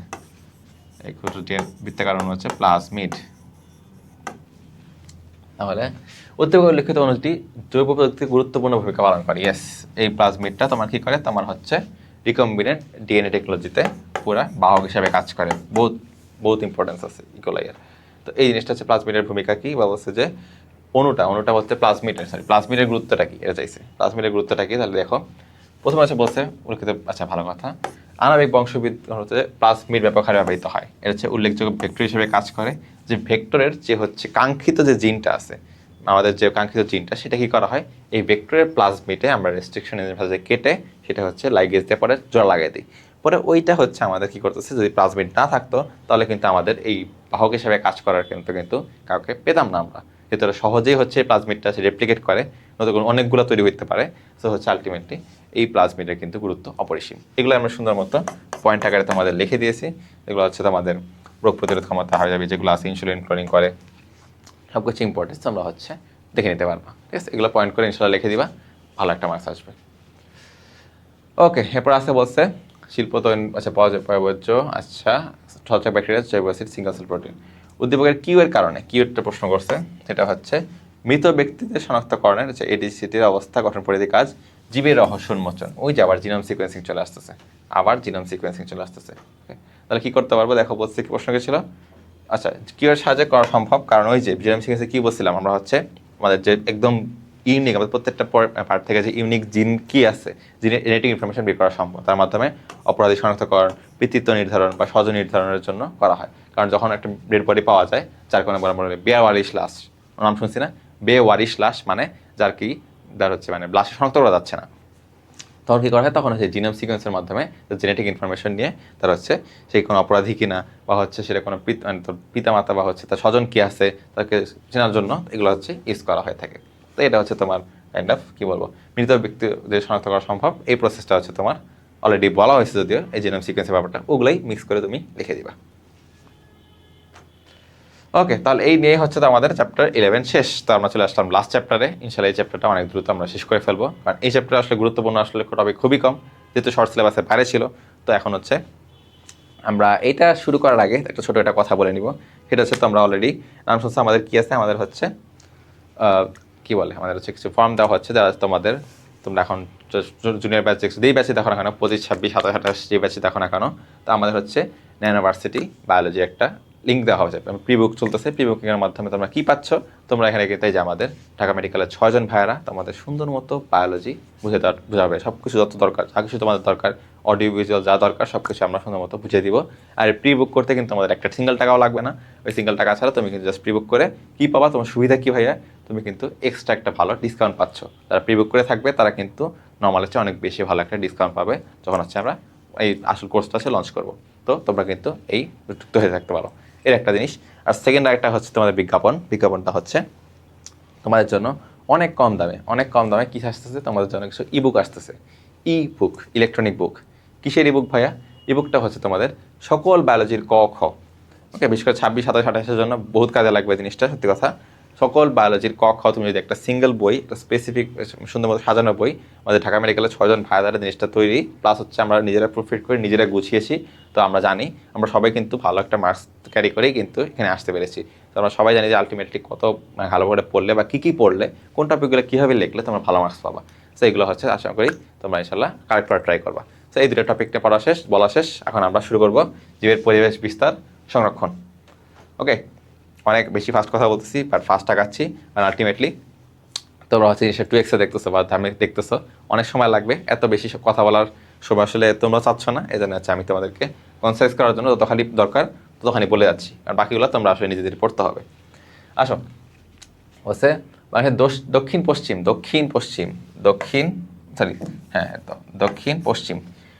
অঞ্চলে একটি বিশেষ বনভূমি আছে, মানে সুন্দরবন কথা বোঝা যাচ্ছে। এটি বিশ্ব ঐতিহ্যের অংশ, অবশ্যই সুন্দরবনই হবে। এই বনভূমি সরাসরিভাবে নিয়মিত জোয়ার ভাটার মাধ্যমে প্রভাবিত হয়, বৈচিত্র্যপূর্ণ। আচ্ছা ঠিক আছে, বুঝে গেছি, বলছে যে সুন্দরবনের কথা। উল্লেখিত বনভূমির উদ্ভিদের অভিযোজন ক্ষমতা, মানে সুন্দরবনের লোনা মাটির উদ্ভিদ যেগুলো আছে সেগুলোর কি অভিযোজনীয় বৈশিষ্ট্য কী আছে এটা জানতে হবে। আর উদ্দীপকের বনভূমির জীববৈচিত্র্য এক্স সিটু অপেক্ষা ইনসিটু পদ্ধতিতে সহজে সংরক্ষণ করা যায়, মানে ইনসিটু অলওয়েজ বেটার। এই জীববৈচিত্র্যের ক্ষেত্রে ইনসিটু ইজ বেটার, এটা আমাকে প্রুফ করতে হবে। ওকে, আমরা দেখি।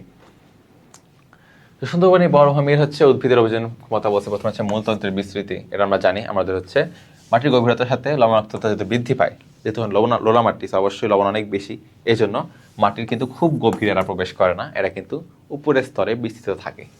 এই যে মাটির শিকড়টা, মূলটা, সেটা কি থাকে উপরের স্তরেই কাইন্ড অফ থাকে, বেশি ডিপে যায় না। এর একটা জিনিস।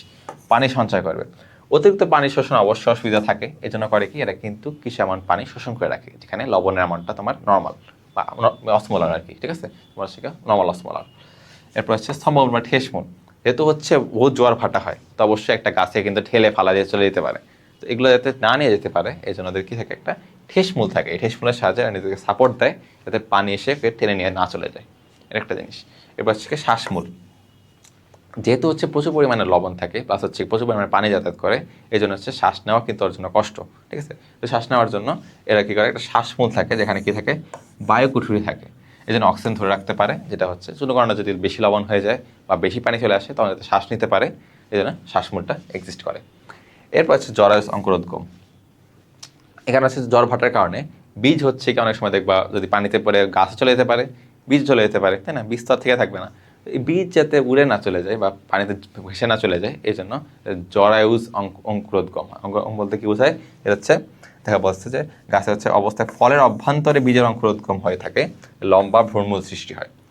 ফলের অভ্যন্তরে এই যে তোমার অঙ্কুরোদ্গম হয় সেটা কি করে, লম্বা ভ্রূণমূল সৃষ্টি করে। এই যেগুলো হচ্ছে মাটিতে পড়ে কাদা ঘেঁথে থাকে। এই লম্বা যে ভ্রূণমূলটা আছে সেটা হচ্ছে কি করে, তখন মাটিতে পড়ে, তখন হচ্ছে এমনি কাদা আটকা থাকে, যাতে হচ্ছে ওকে কেউ নিয়ে যেতে না পারে, পরে ওখান থেকে নতুন কিন্তু গাছ হয়। ঠিক আছে।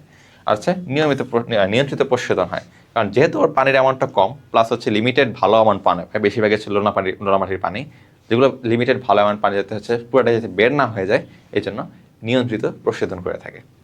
আচ্ছা, তো এই গেল হচ্ছে তোমার সুন্দরবনের ওজনের ক্ষমতা বা লোনা মাটির পানির ওজনের ক্ষমতা। এটা কিন্তু পরীক্ষায় প্রচুর আসছে, তোমরা দেখবা সিকিউ খুললে দেখবা এই টপিকটা প্রচুর আসছে, তো ভালো মতো পড়তে হবে।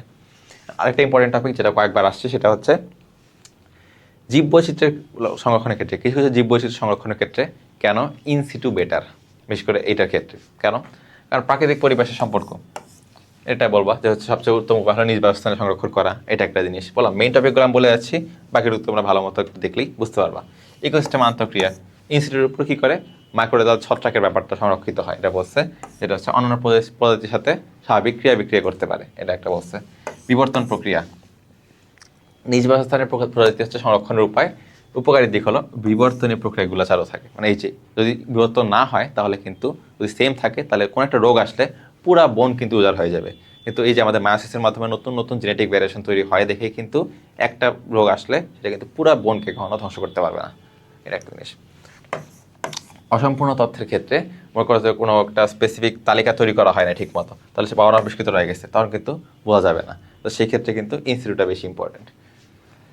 এরপর হচ্ছে বিশেষ বীজ ধরে রাখা হচ্ছে রিকালসিট্রেন্ট বীজ বলা হয়, এর সংরক্ষণের জন্য কিন্তু বীজটা ইনস্টিটিউটটা দরকার। আর লাস্ট হচ্ছে কৃত্রিম পরিবেশে সীমাবদ্ধতা আছে। তোমরা যতই হচ্ছে একটা চিড়িয়াখানা তৈরি করা ট্রাই করো, বা যতই হচ্ছে একটা কী বলে একটা জাতীয় বোটানিক্যাল গার্ডেন করা ট্রাই করো, আলটিমেটলি সেটা কিন্তু কিছু না কিছু সীমাবদ্ধতা রয়ে গেছে। ওকে, ওই তোমরা সেই ডোনাল্ড ট্রাম্পের নাম শুনছো কয়েকদিন আগে, ডোনাল্ড ট্রাম্প অনেক ভাইরাল হয়ে গেল, আমার যে আলুগুনে বাফেলো যেটা আছে, ওটা কিন্তু যেখানে ছিল ভালোই ছিল। ওকে, কিন্তু ওরা কী করছে, ওরা সুন্দর মতো চিড়িয়াখানা রাখার পর ওর কিন্তু অবস্থা খারাপ হয়ে গেছে, তাই না? এখন দেখো ওর তো ট্রেন্ডে নাই, ওর নামে কেউ জানতেছে না, কেউ নিউজ কী আল্লাহ জানে, বেঁচে আছে না মরে গেছে, কেউ কিছু জানে না। তো এই জিনিসটা এরকম হবে, তো এই সীমাবদ্ধতা কিন্তু রয়ে গেছে, তো এটা খেয়াল রাখতে হবে। তো এই হচ্ছে তোমার ইনসিটু কেন ইম্পর্টেন্ট, এটা হচ্ছে তোমার এই টপিক ছিল। আশা করি বুঝতে পারছো। তোমরা মেনলি হচ্ছে বললাম কি, তোমার কথা আজ হচ্ছে এগুলো আজের টপিক, কিন্তু এগুলো হচ্ছে এই টপিকগুলো ভালো মতো জানতে হবে। এগুলো হচ্ছে তোমার নিজের মতো মানায় লিখবা। এই যে বললাম না আমি স্টোরি বলবো, এটা তুমি লিখতে পারো। ওকে, ঠিক আছে। বাট ঢাকায় অবস্থিত বোটানিক্যাল গার্ডেন, আচ্ছা শিক্ষা সফরে গিয়ে শিক্ষার্থীরা সুন্দরী গাছ দেখতে পেল, তাদের বললেন এটা এক ধরনের সংরক্ষণ পদ্ধতি। ইয়েস, এটা হচ্ছে XC2, বোটানিক্যাল গার্ডেন হচ্ছে XC2। আচ্ছা, তিনারা বলেন জীব সম্পদ রক্ষা করতে না পারলে সারা বিশ্ব অচিরেই হুমকির মুখে পতিত হবে। তো পদ্ধতি হচ্ছে XC2 আমরা এখন আলোচনা করব। আর বলছে শেষ পর্যন্ত বলছে যে জীব সম্প্রদায় রক্ষা, জীব সংরক্ষণের প্রসেসটা বা ইম্পর্টেন্সটা আমরা দেখবো, ইম্পর্টেন্সটা দেখবো আর কি।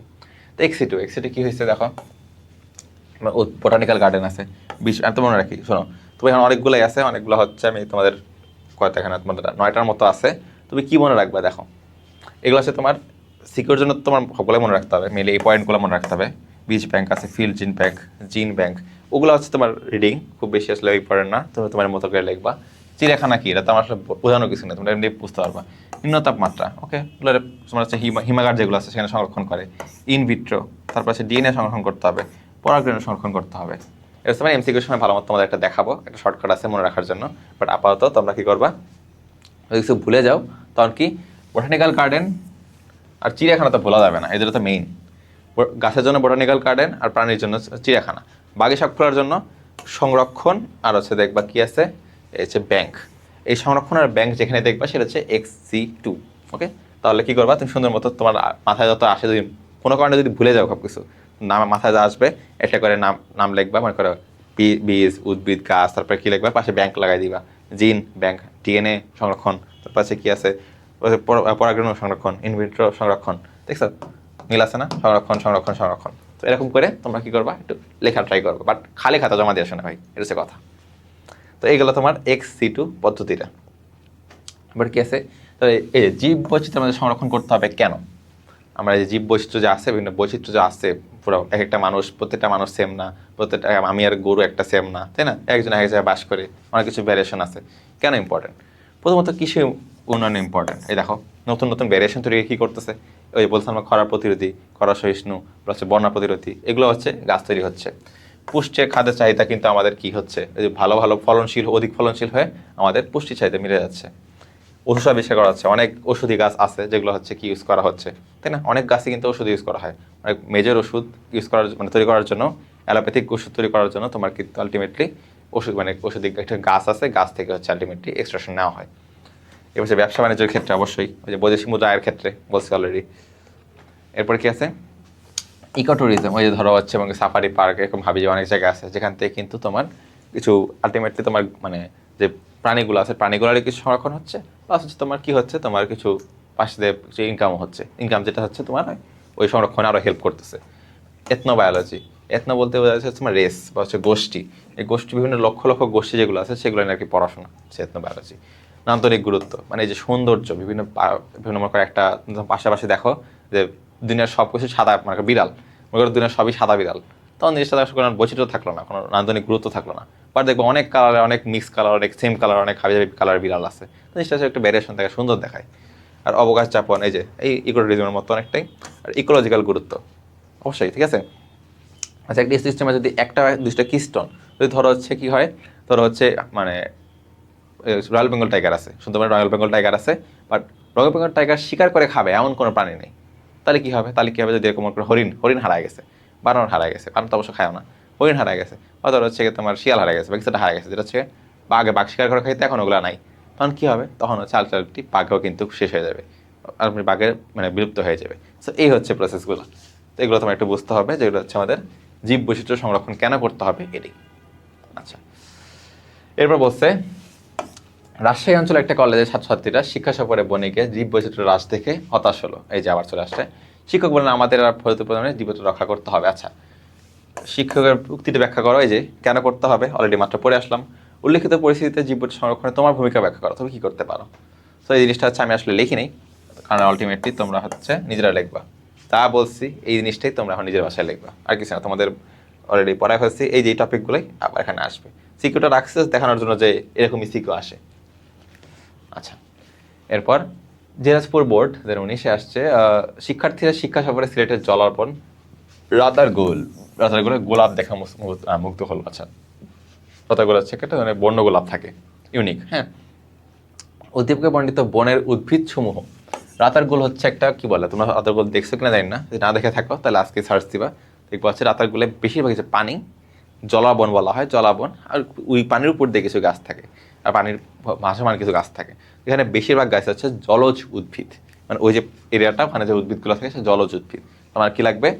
জলজ উদ্ভিদের অভিযোজন ক্ষমতাগুলো লাগবে, বৈশিষ্ট্যগুলো লাগবে অবশ্যই।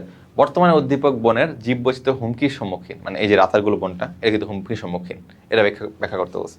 তো দেখো আমাদের বই থেকে আমি তুলে দিয়েছি, সেটা কী কী আছে দেখো। তোমার জলজ উদ্ভিদের অভিযোজনে কী হয়, তোমার এখানে অভিযোজনে আসতে হচ্ছে অঙ্গ সংস্থারিক, মানে হচ্ছে তোমার মরফোলজিক্যাল অ্যাডাপশন, বা হচ্ছে তোমার যেই অঙ্গ, মনে করো আমার এখানে আছে কোনো আঙ্গুল নাই, ধরো হচ্ছে আমার হাতে এরকম, হ্যাঁ, এখন আমার কী হয়েছে, আমি যখন কাজ করি এভাবে কাজ করি, বাট এখন তোমার একটা যখন প্রয়োজন হয়েছে যে তোমার হচ্ছে এই কলমটা ধরে লিখতে হবে, তখন কী করবে, তখন এই কলমটা ধরে লেখার জন্য হলেও তোমার আস্তে আস্তে কী হবে, একটা অভিযোজন হয়ে তোমার হচ্ছে আঙ্গুল তৈরি হবে, তারপর হচ্ছে তুমি এভাবে লিখবা। এটা আমি একটা এক্সাম্পল দিলাম যে এইভাবে হচ্ছে অঙ্গ সংস্থান, মানে অঙ্গ বা অঙ্গ সংস্থান যেগুলো আছে সেগুলো হচ্ছে কিছু চেঞ্জ হয়। যেমন হচ্ছে মূল সুগঠিত হবে না, মূল সুগঠিত হয় না, কারণ কি? কারণ হচ্ছে মূল সুগঠিত লাভ নাই, তো যেগুলো পানিতে ভেসে যাচ্ছে বা হচ্ছে ওভাবে বেশি মূল সুগঠিত যদি আটকায় থাকে তাহলে কিন্তু অন্যান্য জলজ উদ্ভিদ বা প্রাণীর কিন্তু সমস্যা হতে পারে। ওকে, মানে গুড়ি পানা আছে, মূল থাকেই না, মূলে থাকলেও মূল রোম থাকবে না, কারণ পানি শোষণের জন্য মূল রোমের দরকার হয় না, কারণ পানি তো ওখানেই আছে। মূল দিয়ে কী করে? উদ্ভিদ হচ্ছে পানি শোষণ করে, তাই না? পানি যদি তোমার এমনিতেই ফ্রিতেই পাওয়া যায়, পানিতে ভাসতেই থাকো, তাহলে তো আমার মূল্য দরকারই নেই, তাই না? আচ্ছা, অস্থানিক ভাসমান কিছু থাকতে পারে, যেমন কেশর দামে থাকতে পারে, ভাসতে সাহায্য করে, এটা একটা বলছে। পরে নিমজ্জিত উদ্ভিদ, যেটা একদম পুরোপুরি পানির নিচে থাকে, সেগুলো হচ্ছে নরম আর স্পঞ্জ কাণ্ড হয়, এগুলো কাণ্ড হচ্ছে খাটো আর মোটা হবে, এটা বলছে। আর পাতা সাধারণত পাতা হচ্ছে হবে পাতলা নরম, পাতা কেমন হবে? পাতার মতোই, মানে বলছে না ওইরকম আর কি, পাতা হবে পাতলা নরম। এরপরে নিমজ্জিত জলউদ্ভিদ আবার আসছে, সেটা হচ্ছে আলোর জন্য ভেদ্য আর স্বচ্ছ, যেহেতু পানির নিচে থাকে সেহেতু সহজে আলো পায়, সেজন্য ভেদ্য হবে, মানে আলো দিলে দেখা যাবে ট্রান্সলুসেন্ট, যেটা বলে আলোর জন্য ভেদ্য, স্বচ্ছ দেখা যাবে একেবারে পাতাগুলো। হ্যাঁ, পয়সা কখনো একই উদ্ভিদে বিভিন্ন ধরনের পাতার উপস্থিতি দেখা যেতে পারে, মানে একই গাছ, একটাই গাছ, বাট এই দেখো পাঁচটা মানে 5 আঙ্গুল যেমন সেম না, হাতের 5টা আঙ্গুল যেমন সেম হয় না, ওদের পাতাগুলো 5টা সেম নাও হইতে পারে, বিভিন্ন চেঞ্জ হইতে পারে। এমনকি অ্যামাজন লিলি নামে একটা গাছ মানে পাতা আছে যেটা এতই চওড়া যেটা ছোট শিশুর ভরও বহন করতে পারবে, মানে এত বড় পাতা থাকতে পারে। আর অন্তর্গঠন বা অ্যানাটমিক্যাল যেটা হচ্ছে আমার শরীরের বাইরে থেকে তুমি দেখতে পারবে না, শরীরের ভিতরে হচ্ছে, তাহলে আমার হাড় আমার দরকার পড়ছে, আমার এখানে কিন্তু 2টা হাড় আছে, তোমরা যারা জানো না, এখানে একটা হাড় আছে, এখানে একটা হাড় আছে, আমার দরকার পড়লো আমার 2টা হাড় মিক্স হয়ে একটা হাড় হয়ে গেল, জোড়া লাগে একটা হাড় হয়ে গেল। ওকে, এটা হচ্ছে তোমার অ্যানাটমিক্যাল হইতে পারে অ্যাডাপ্টেশন। ত্বকে কিউটিকল, কিউটিকল তো শরীরের বাইরে থাকে না, ভিতরে থাকে, কিউটিকল থাকে না ত্বকে, তাহলে হচ্ছে খুবই পাতলা থাকে, যদি থাকে খুবই পাতলা থাকে, কারণ পানির অপচয় রোধ করার প্রয়োজন হয় না, কারণ পানিতে বহুত অত মানে আনলিমিটেড পানি আসে, অর্থ পানি বের হয়ে গেলেই বা সমস্যা কি। এটা হচ্ছে নিমজ্জিত উদ্ভিদের পাতা কাণ্ডের থাকে ক্লোরোপ্লাস্ট থাকবে এখানে, এই জন্য সালোক সংশ্লেষণ ঘটতে পারে। কাণ্ড পাতার কি হয়, অভ্যন্তরে বড় বড় বায়ুকুঠুরি থাকে, ভেসে থাকতে হবে না, যেগুলো পানিতে ভেসে থাকে সেগুলো ভাসার জন্য কি থাকে, বড় বড় বায়ুকুঠুরি থাকে। ওকে, এবার সে মেকানিক্যাল টিস্যু থাকে না, কারণ তোমার তো অত বেশি আসলে ইন্টিগ্রিটি দরকার নাই, তুমি যেটা শাপলা যারা ডাটা দেখছো, শাপলা কি করে, শাপলা তুমি যে টান দাও এডমে করো তো ভেঙে যাবে। তুমি একটা আম গাছতে মানে যেটা বড় আম গাছ বা একটা কাঠ গাছ, কাঠের গাছ, মেগনি গাছ বা সামথিং, ওগুলো একটু দেখো তো উঠাতে পারো নাকি, পারবো না তো, তাই না? এগুলো হচ্ছে জন্য অত বেশি ইন্টিগ্রিটি থাকে না। আর অবশ্যই স্টোমাটা থাকে না, পাতায় স্টোমাটা থাকবে না, আর একদম থাকলে আমার প্রয়োজন পড়ে না। তো এই হচ্ছে তোমার কি বলে জলজ উদ্ভিদের অভিযোজন। এই টপিকগুলো আসলে আমার বোঝানোর মতো কিছুই নেই, সবই তোমাদের হচ্ছে মিলে মুখস্থ। তখনই পারলাম তোমাদের হচ্ছে একটু বোঝা দেওয়ার ট্রাই করলাম, তোমাদের কিছু হলেও মাথা থাকে যে কি এটা হচ্ছে না কেন হচ্ছে না, এটা হচ্ছে না কেন হচ্ছে না, সব কিছু লাইনে বলাও যায় না, আসলে সব কিছু লাইন বলার মতো কিছু নাইও, বাট এই হচ্ছে তোমাদের মোটামুটি জলজ উদ্ভিদের অভিযোজন। সুতরাং আমরা কি বলছিলাম, লোনা মাটিরটা পড়ছিলাম, এখন পড়লাম জলজ উদ্ভিদ বা লোনা পাটি বা লোনা মাটি, লোনা পানি, ওগুলো। আচ্ছা, শারীরবৃত্ত বিভাজন আছে, এই দুটাই শেষ না, ফিজিওলজিক্যাল আছে, মানে আমি এই যে আমার পুরা নিঃশ্বাস নিচ্ছি, এটা একটা শারীরবৃত্তের প্রক্রিয়া, তো এটা হচ্ছে এটা অ্যাডাপ্টেশন করতে পারে, ধরো সব অঙ্গ দিয়ে ভ্যারিয়েশন করতে পারে, ঠিক আছে, সব অঙ্গ দিয়ে, যেহেতু ত্বকে কিউটিকল থাকে না, ওর যত অঙ্গ আছে সব অঙ্গ দিয়েই পুরো শরীর দিয়েই কী করতে পারে, পানি, ওর পুরো শরীরটা হচ্ছে পাইপের মতো কাজ করে, সব জায়গা থেকে পানি নিতে পারে, এটা একটা জিনিস। হচ্ছে কাণ্ড পাতা ত্বকেও ক্লোরোফিল থাকে, কাণ্ডেও থাকে পাতাও থাকে, সব জায়গায় সবুজ, সব জায়গায় ক্লোরোফিল থাকবে। তারপরে অধিকাংশ জলজ উদ্ভিদ অঙ্গ জুপায় বংশবৃদ্ধি করবে, ওকে, অঙ্গ জুপায় করে থাকে, কারণ পরাগায়ন হবে কি হবে না তার কোনো গ্যারান্টি নেই, পরাগায়ন হওয়ার গ্যারান্টি নেই, স্যার ওরা অঙ্গ জুপায়, মানে হচ্ছে কি ওরা হচ্ছে সেক্সুয়াল রিপ্রোডাকশন করে না, অ্যাসেক্সুয়াল রিপ্রোডাকশনগুলো করে। কাণ্ড পাতার হচ্ছে বায়ুকুঠুরিতে বায়ু জমা থাকে, ওকে, শ্বসন সমস্যা হয় না। আর প্রস্বেদন হার কম, অলরেডি পড়ছি, কারণ প্রস্বেদনের টান দরকার হয় না, প্রস্বেদন হারও কম। ইয়ার আমরা কি দেখছিলাম, এটা কি ছিল, লোনা মাটি, লোনা পানি বা লোনা মাটি যেটা ছিল ওটার কিন্তু প্রস্বেদন হার কম ছিল, জলজ উদ্ভিদেরও প্রস্বেদন হার কম। তো এই হচ্ছে তোমাদের এই 3টা টপিক তোমাদের বই সব কিছু দেওয়া আছে, যতখানি পারবা লিখবা, এতগুলো তোমাদের লিখতে হবে, 15টা, 7, এখানে আছে কত 6, এখানে আছে তোমার 5, অনেকগুলো আছে, এতগুলো পয়েন্ট তোমার মনে থাকবে না, এতগুলো পয়েন্ট লেখার দরকারও নাই, প্রত্যেকটা থেকে যদি 3টা করে পয়েন্টটা ভালো মতো বুঝে লিখতে পারো তাহলে মোটামুটি এনাফ। আচ্ছা, এরপর আসি রাতাগোল বন, যেটা আমি বলতেছিলাম। রাতাগোল বনের এখানে দরকারটা কি, কেন, হুমকির সম্মুখে কেন, ওয়াই, তো এগুলো আছে আমি একটু সুন্দর মতো পয়েন্ট করে নিয়ে আসি। দেখো, প্রাকৃতিক দুর্যোগ, কারণ এই এলাকায় হচ্ছে বহুত প্রাকৃতিক দুর্যোগ হয়, এই জন্য হচ্ছে একটা রিস্ক থেকে যায়, বিভিন্ন রাসায়নিক দূষণ থাকতেছে, যেহেতু আশেপাশে ওই এলাকা ওখানে অনেক রাসায়নিক দূষণ থাকতে পারে, অনেক বেশি পর্যটক থাকে, পর্যটকরা সবসময় সবাই ভালো থাকে না, হ্যাঁ, তারা কী করে, তারা বিভিন্ন ময়লা ফালা দিয়ে যায়, এই করে সেই করে, এই করে কী করে, তাদের ওই অবস্থা খারাপ হয়ে যাচ্ছে জায়গাটার। অবৈধ বৃক্ষ নিধন হচ্ছে, ইলিগাল কি হচ্ছে, তোমার ইচ্ছা মতো গাছ কাটা শুরু করে দিচ্ছে, গাছ যেখানে খুব বেশি নাই, রাতাগুলো খুব গাছ আছে এমনও না, পানি বেশি, তো এই জন্য আরও বেশি আর গাছ কেটে নিয়ে যাচ্ছে, অবশ্যই বর্ণগোলাপের গাছ যদি কেটে নিয়ে যায়, সেটা অলরেডি হচ্ছে কাইন্ড অফ আমাদের বিলুপ্ত হয়ে যাচ্ছে, তাহলে তারও সমস্যা, অবাধে শিকার করতেছে, এটা ভালো না, গাছও কাটা যাবে না, শিকার করা যাবে না, তো এই সব কিছুর জন্য কি হচ্ছে, তোমার এই এলাকাটা হুমকির সম্মুখীন হয়ে গেছে। ওভারঅল হচ্ছে তোমার এটা যে কোনো জীববৈচিত্র্য বা যে কোনো সংরক্ষণের ক্ষেত্রেই তোমার কার্যকর, রাতাগুল না দিয়ে যদি তোমার বলতো বাঘের কথা, তাহলে ওই অনেক কিছুই প্রযোজ্য হইতো। তো এরকম আর কি, তুমি এই 5টা পয়েন্ট দিয়ে তোমার যেই বনে দিক না কেন তুমি মোটামুটি লিখে দিয়ে আসলেই এগুলো হচ্ছে কমন টপিক হিসেবে ইউজ করতে পারবা। ওকে, আশা করি বুঝতে পারছো, বাকিগুলো তোমরা হচ্ছে তো বুঝতে মানে লিখতে পারবে নিজেদের মতো, মেইন কি পয়েন্টগুলো খেয়াল রাখো, বাকিগুলো নিজের মতো লিখবা। ওকে, এরপরে বলছে উপরোক্ত চিত্র বি অঞ্চল, বিতে দেখে বোঝা যাচ্ছে এগুলো কি হচ্ছে, এগুলো হচ্ছে নিউমাটোফোর বা শ্বাসমূল, যেগুলো আমি বলছিলাম, এই দেখছো উপরে শ্বাসমূলের মতো হচ্ছে। তো শ্বাসমূলটা কই দেখা যায়, এটা হচ্ছে লোনা পানির বা হচ্ছে সুন্দরবনে গাছ দেখা যায়। তিনটা উদ্ভিদের নাম বলছে যে তোমাদের লোনা পানিতে পাওয়া যায়, লোনা পানি বা লোনা মাটি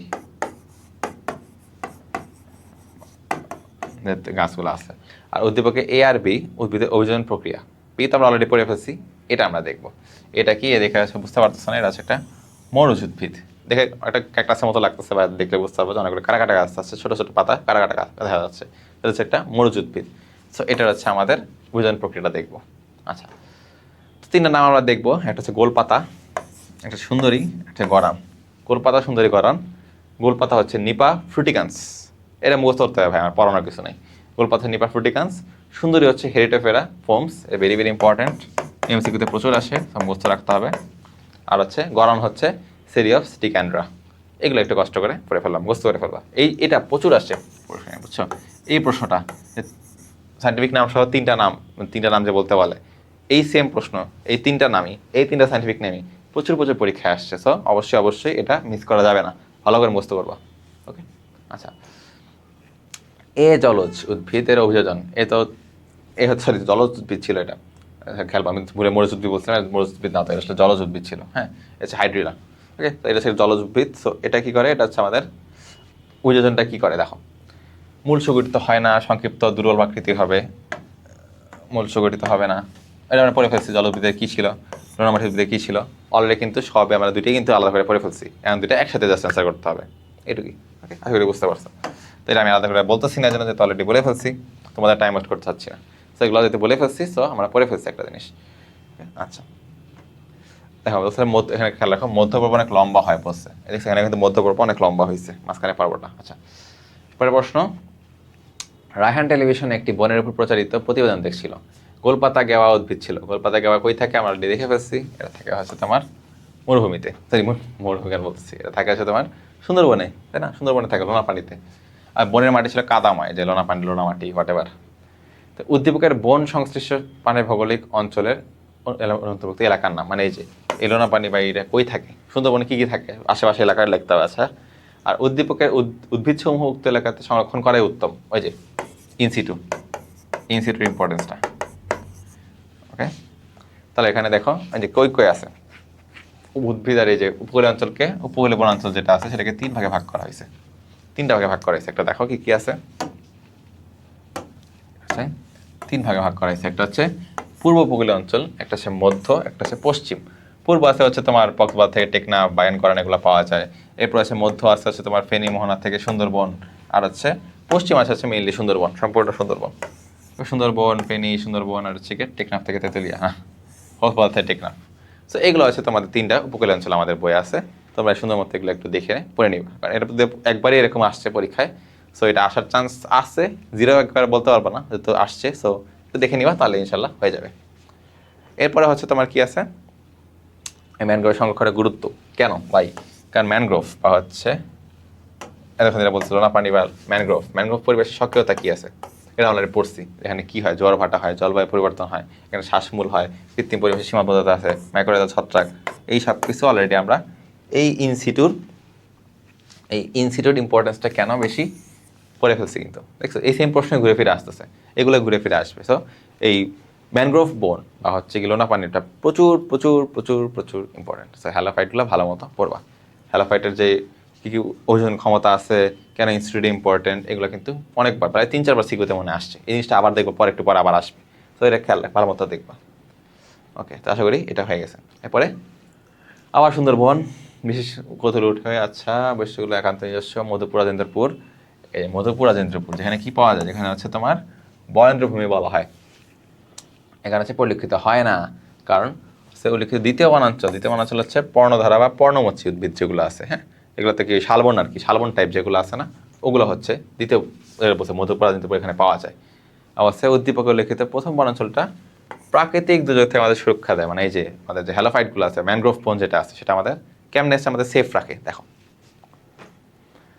তো প্রথম হচ্ছে এই পর্ণমোচী হোয়াট এভার, সেটা কি আছে, সেটাতে হচ্ছে তোমার প্রথম কথা হচ্ছে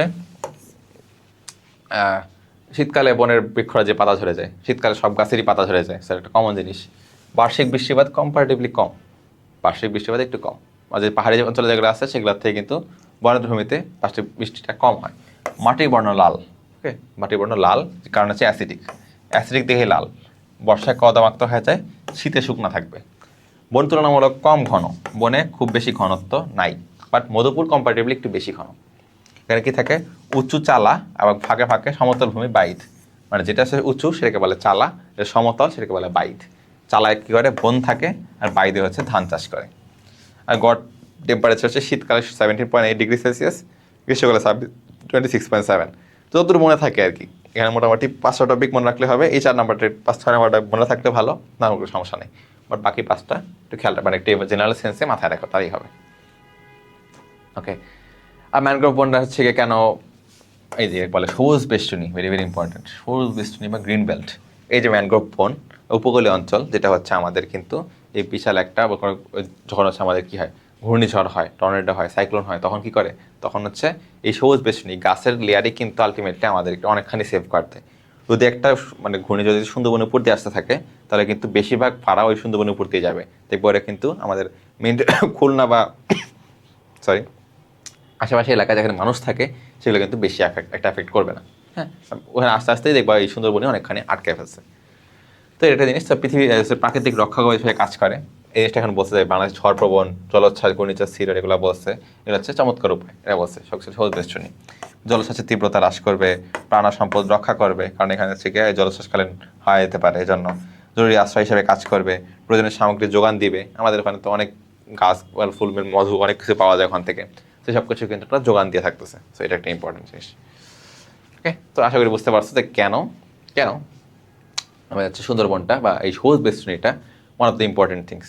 ঠিক আছে, অবশ্য বাংলাদেশে অনেক ঘূর্ণিঝড়, অনেক জলোচ্ছ্বাস হয়ে গেছে, সব কিছুর দিকে একটা অনেক ভালো একটা সেফ খেলছে, বিশেষ করে হচ্ছে কি ওই দক্ষিণ পশ্চিম এলাকাতে, সেটা হচ্ছে সুন্দরবনটা।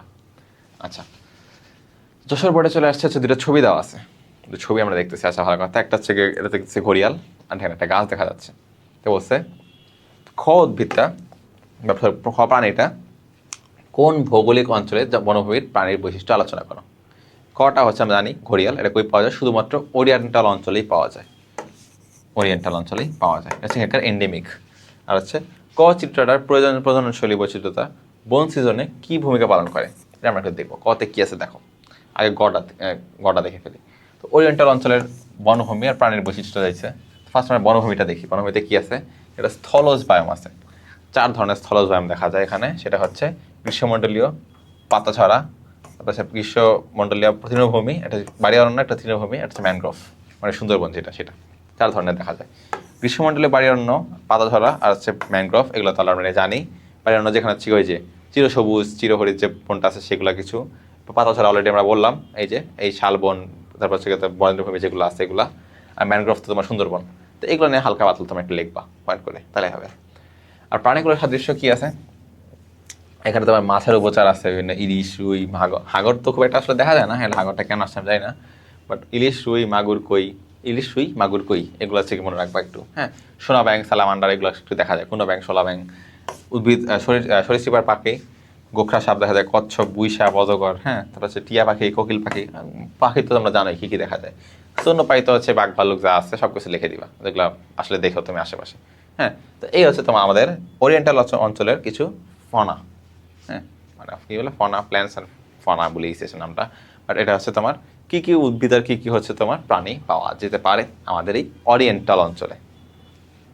ওকে, তারপরে হচ্ছে আমাদের এই যে লবণাক্ত উদ্ভিদ, যেটা আমাদের যেখানে ছবিতে ছিল, এই ছবি যেটা ছিল, এটা হচ্ছে একটা লবণাক্ত উদ্ভিদ বা হচ্ছে হ্যালোফাইট। এটা হ্যালোফাইট, সেটা কি করে আমাদের হচ্ছে কি প্রজনন তৈরি করে, বা জরায়ু অঙ্কুরোদ্গমটা যেটা ছবিটা দিচ্ছে, এর বনসনে কী ভূমিকা পালন করে।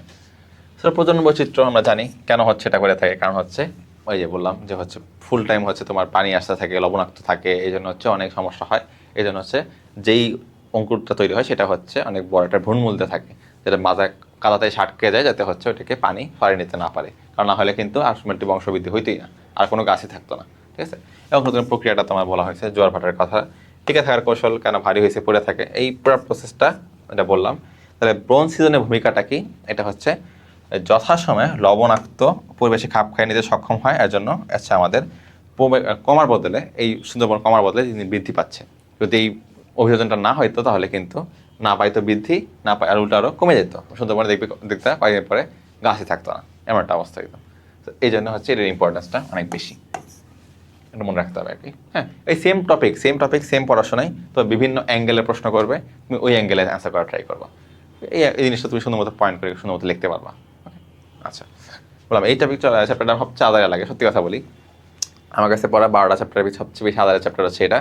তো এই জন্য হচ্ছে আমার নিজের পড়তে বিরক্ত লাগে, তোমাদের অবশ্যই বিরক্ত লাগবে, কারণ এই চ্যাপ্টারে আসলে মজার কিছুই নেই, সত্যি কথা মজার কিছুই নেই, আমি নিজে থেকে বলতেছি। বাট তাও যখনই পারিও তখনই দরকার তোমাদের সব কিছু একবার করে টাচ করে যাওয়া ট্রাই করতেছি, ঠিক আছে। একটা বিশেষ বনাঞ্চলের উদ্ভিদে মূলত মাটির খুব গভীরে নাকি উপরে তলে উঠে আসে, এটা কি ওই সেম আবার চলে আসছে হ্যালোফাইট বা ম্যানগ্রোভ, আঙ্গুলের ন্যায় গঠন সৃষ্টি করে। আচ্ছা, অন্য একটি, এটা হচ্ছে তোমার হ্যালোফাইট। আচ্ছা, অন্য একটি পরিবেশের উদ্ভিদের গাছের পাতা ছোট, রসালো, পাতা কণ্টকে রূপান্তরিত হচ্ছে মরুচ। কথা কণ্টকে বলছে মানে মরুচ, কোনো কথা নেই।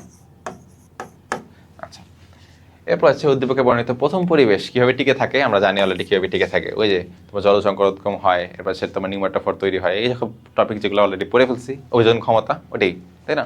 অভিযোজনগুলোই একদম প্রথম ইয়েতে ছিল, প্রথম প্রশ্ন যেটা ছিল সেগুলোই বলবা। আর উদ্দীপকে উল্লেখিত পরিবেশ দুটি উদ্ভিদের মধ্যে সাদৃশ্য বর্ণনা করো। পরিবেশ দুটোর উদ্ভিদ মানে আছে তোমার এই যে হ্যালোফাইট আর আছে তোমার জেরোফাইট, এই দুটার মধ্যে একটু সাদৃশ্য বর্ণনা করতে হবে। দেখো সাদৃশ্য কি থাকতে পারে, অভিযোজনগুলো আবার চলে আসছে, তুমি দেখতে পারো ওই বা আগে প্রথমটাই পড়তে পারো, তোমার যেটা ইচ্ছা একটা পড়লেই হবে। আচ্ছা, সাদৃশ্যটা কি দেখো, উভয় উদ্ভিদের কাণ্ড ও পাতা রসালো থাকবে, একটা জিনিস, কারণ মরুচ উদ্ভিদ পানি ধরে রাখে আর লবণাক্ত উদ্ভিদ পানি ধরে রাখতে হয়, কারণ কি হয়, কারণ পানি ধরে রাখতে না পারলে ওই লবণাক্ত পানি খাইতে হবে, এই জন্য। প্রসাধন হার কম, প্রসাধন হার সবারই কম, আমি এতক্ষণ পর্যন্ত যা দেখলাম জলজ, মরুজ বা হচ্ছে তোমার ইয়া বলো, এই থ্যালোফাইট বলো, সবগুলোতে কি প্রসাধন হার কিন্তু কম, একটা কমন টপিক পেয়ে গেলা। উদ্ভিদের এপিডার্মিস খুব পুরু, পানির অপচয় কম হয়, এটা একটা জিনিস। পরিবহন টিস্যু হচ্ছে অত্যন্ত সুগঠিত, এই জন্য হচ্ছে তোমাদের ভিতরে যে ভাস্কুলার কি আছে সিস্টেমটা আছে, জাইলাম ফ্লোয়েম, এগুলো কিন্তু অত্যন্ত সুগঠিত হয়। উভয় উদ্ভিদের পত্র অন্ধর নিচে এপিডার্মিস সুবিন্যস্ত থাকে, পত্রটা কোথায় থাকে, এপিডার্মিসের নিচে। হচ্ছে উভয় উদ্ভিদের বৃষ্টির সময় দ্রুত পানি শোষণ করে নেয়, কারণ হচ্ছে লবণাক্ত পানি খাওয়ার চেয়ে বৃষ্টির সময় পানি নেওয়া বেটার। আর মরুজ উদ্ভিদ যেখানে পানি নেই সেখানে তো অবশ্যই যখনই পানি আল্লাহ দিছে সেই তো সব কিছু নিয়ে নিবে, নেওয়া ট্রাই করবে, তাই না? এজন্য। আর উদ্ভিদ উভয়ের মেসোফিল প্যালিসেড প্যারেনকাইমা সুদৃঢ় আর সুনির্দিষ্ট বিভক্ত থাকে। মেসোফিল প্যালিসেড যে প্যারেনকাইমাটা থাকে, প্যারেনকাইমা যে এটা থাকে আমাদের এপিডার্মিসের নিচে নিচে প্যারেনকাইমা যে টিস্যুটা থাকে সেটা কি হয়, সেটা হচ্ছে মেসোফিল প্যালিসেড দিয়ে তৈরি থাকে, আর এটা হচ্ছে সুদৃঢ় সুনির্দিষ্ট হয়।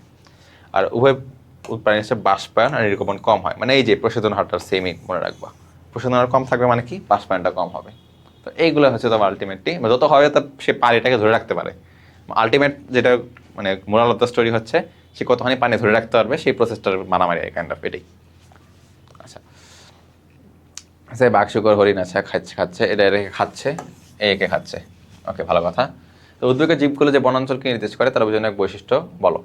কোন বনাঞ্চল নির্দেশ করে, সুন্দরী গাওয়া গাথা বলে দিছে, বাঘ আছে তার মানে কি হচ্ছে সুন্দরবন, সুন্দরবনের অভিযোজন ক্ষমতা বা হচ্ছে ম্যানগ্রোভ বনের অভিযোজন ক্ষমতা আমরা সবাই অলরেডি পড়ে ফেলছি, 3বার আসছে পরীক্ষায়, 3-4বার দেখলাম, আরও বেশি আসছে, 3-4বার দেখে ফেলছি, সো এটা ভালো মতো পড়তে হবে এটা। আর তারপর হচ্ছে উদ্দীপকে কীভাবে শক্তি প্রবাহ ঘটে থাকে দেখো, এই শক্তি প্রবাহ কীভাবে হচ্ছে। তো সোজা বাংলায় দেখো, উৎপাদক এই যে গাছগুলো ছিল এখানে আমরা দেখি, এই যে গাছগুলো ছিল এটার একটা ভিতরে শক্তি উৎপাদন করছে, তারা কি করছে সূর্য থেকে শক্তি নিয়ে হাকসংশ্লেষণের মাধ্যমে কি করছে শক্তি উৎপাদন করে খাদ্য তৈরি করছে। এই খাদ্যর 10% হচ্ছে এর কাছে যাবে, আমরা জানি 10% যে নিয়মটা আছে তার মাধ্যমে এই এনার্জির 10% মানে যে এনার্জি মনে করে এখানে 1000 থাকলে এখানে আছে 100, আর তার 10% যাবে বাঘের কাছে, সেটা হচ্ছে তোমার ধরো 10, 100 থেকে 10 হবে।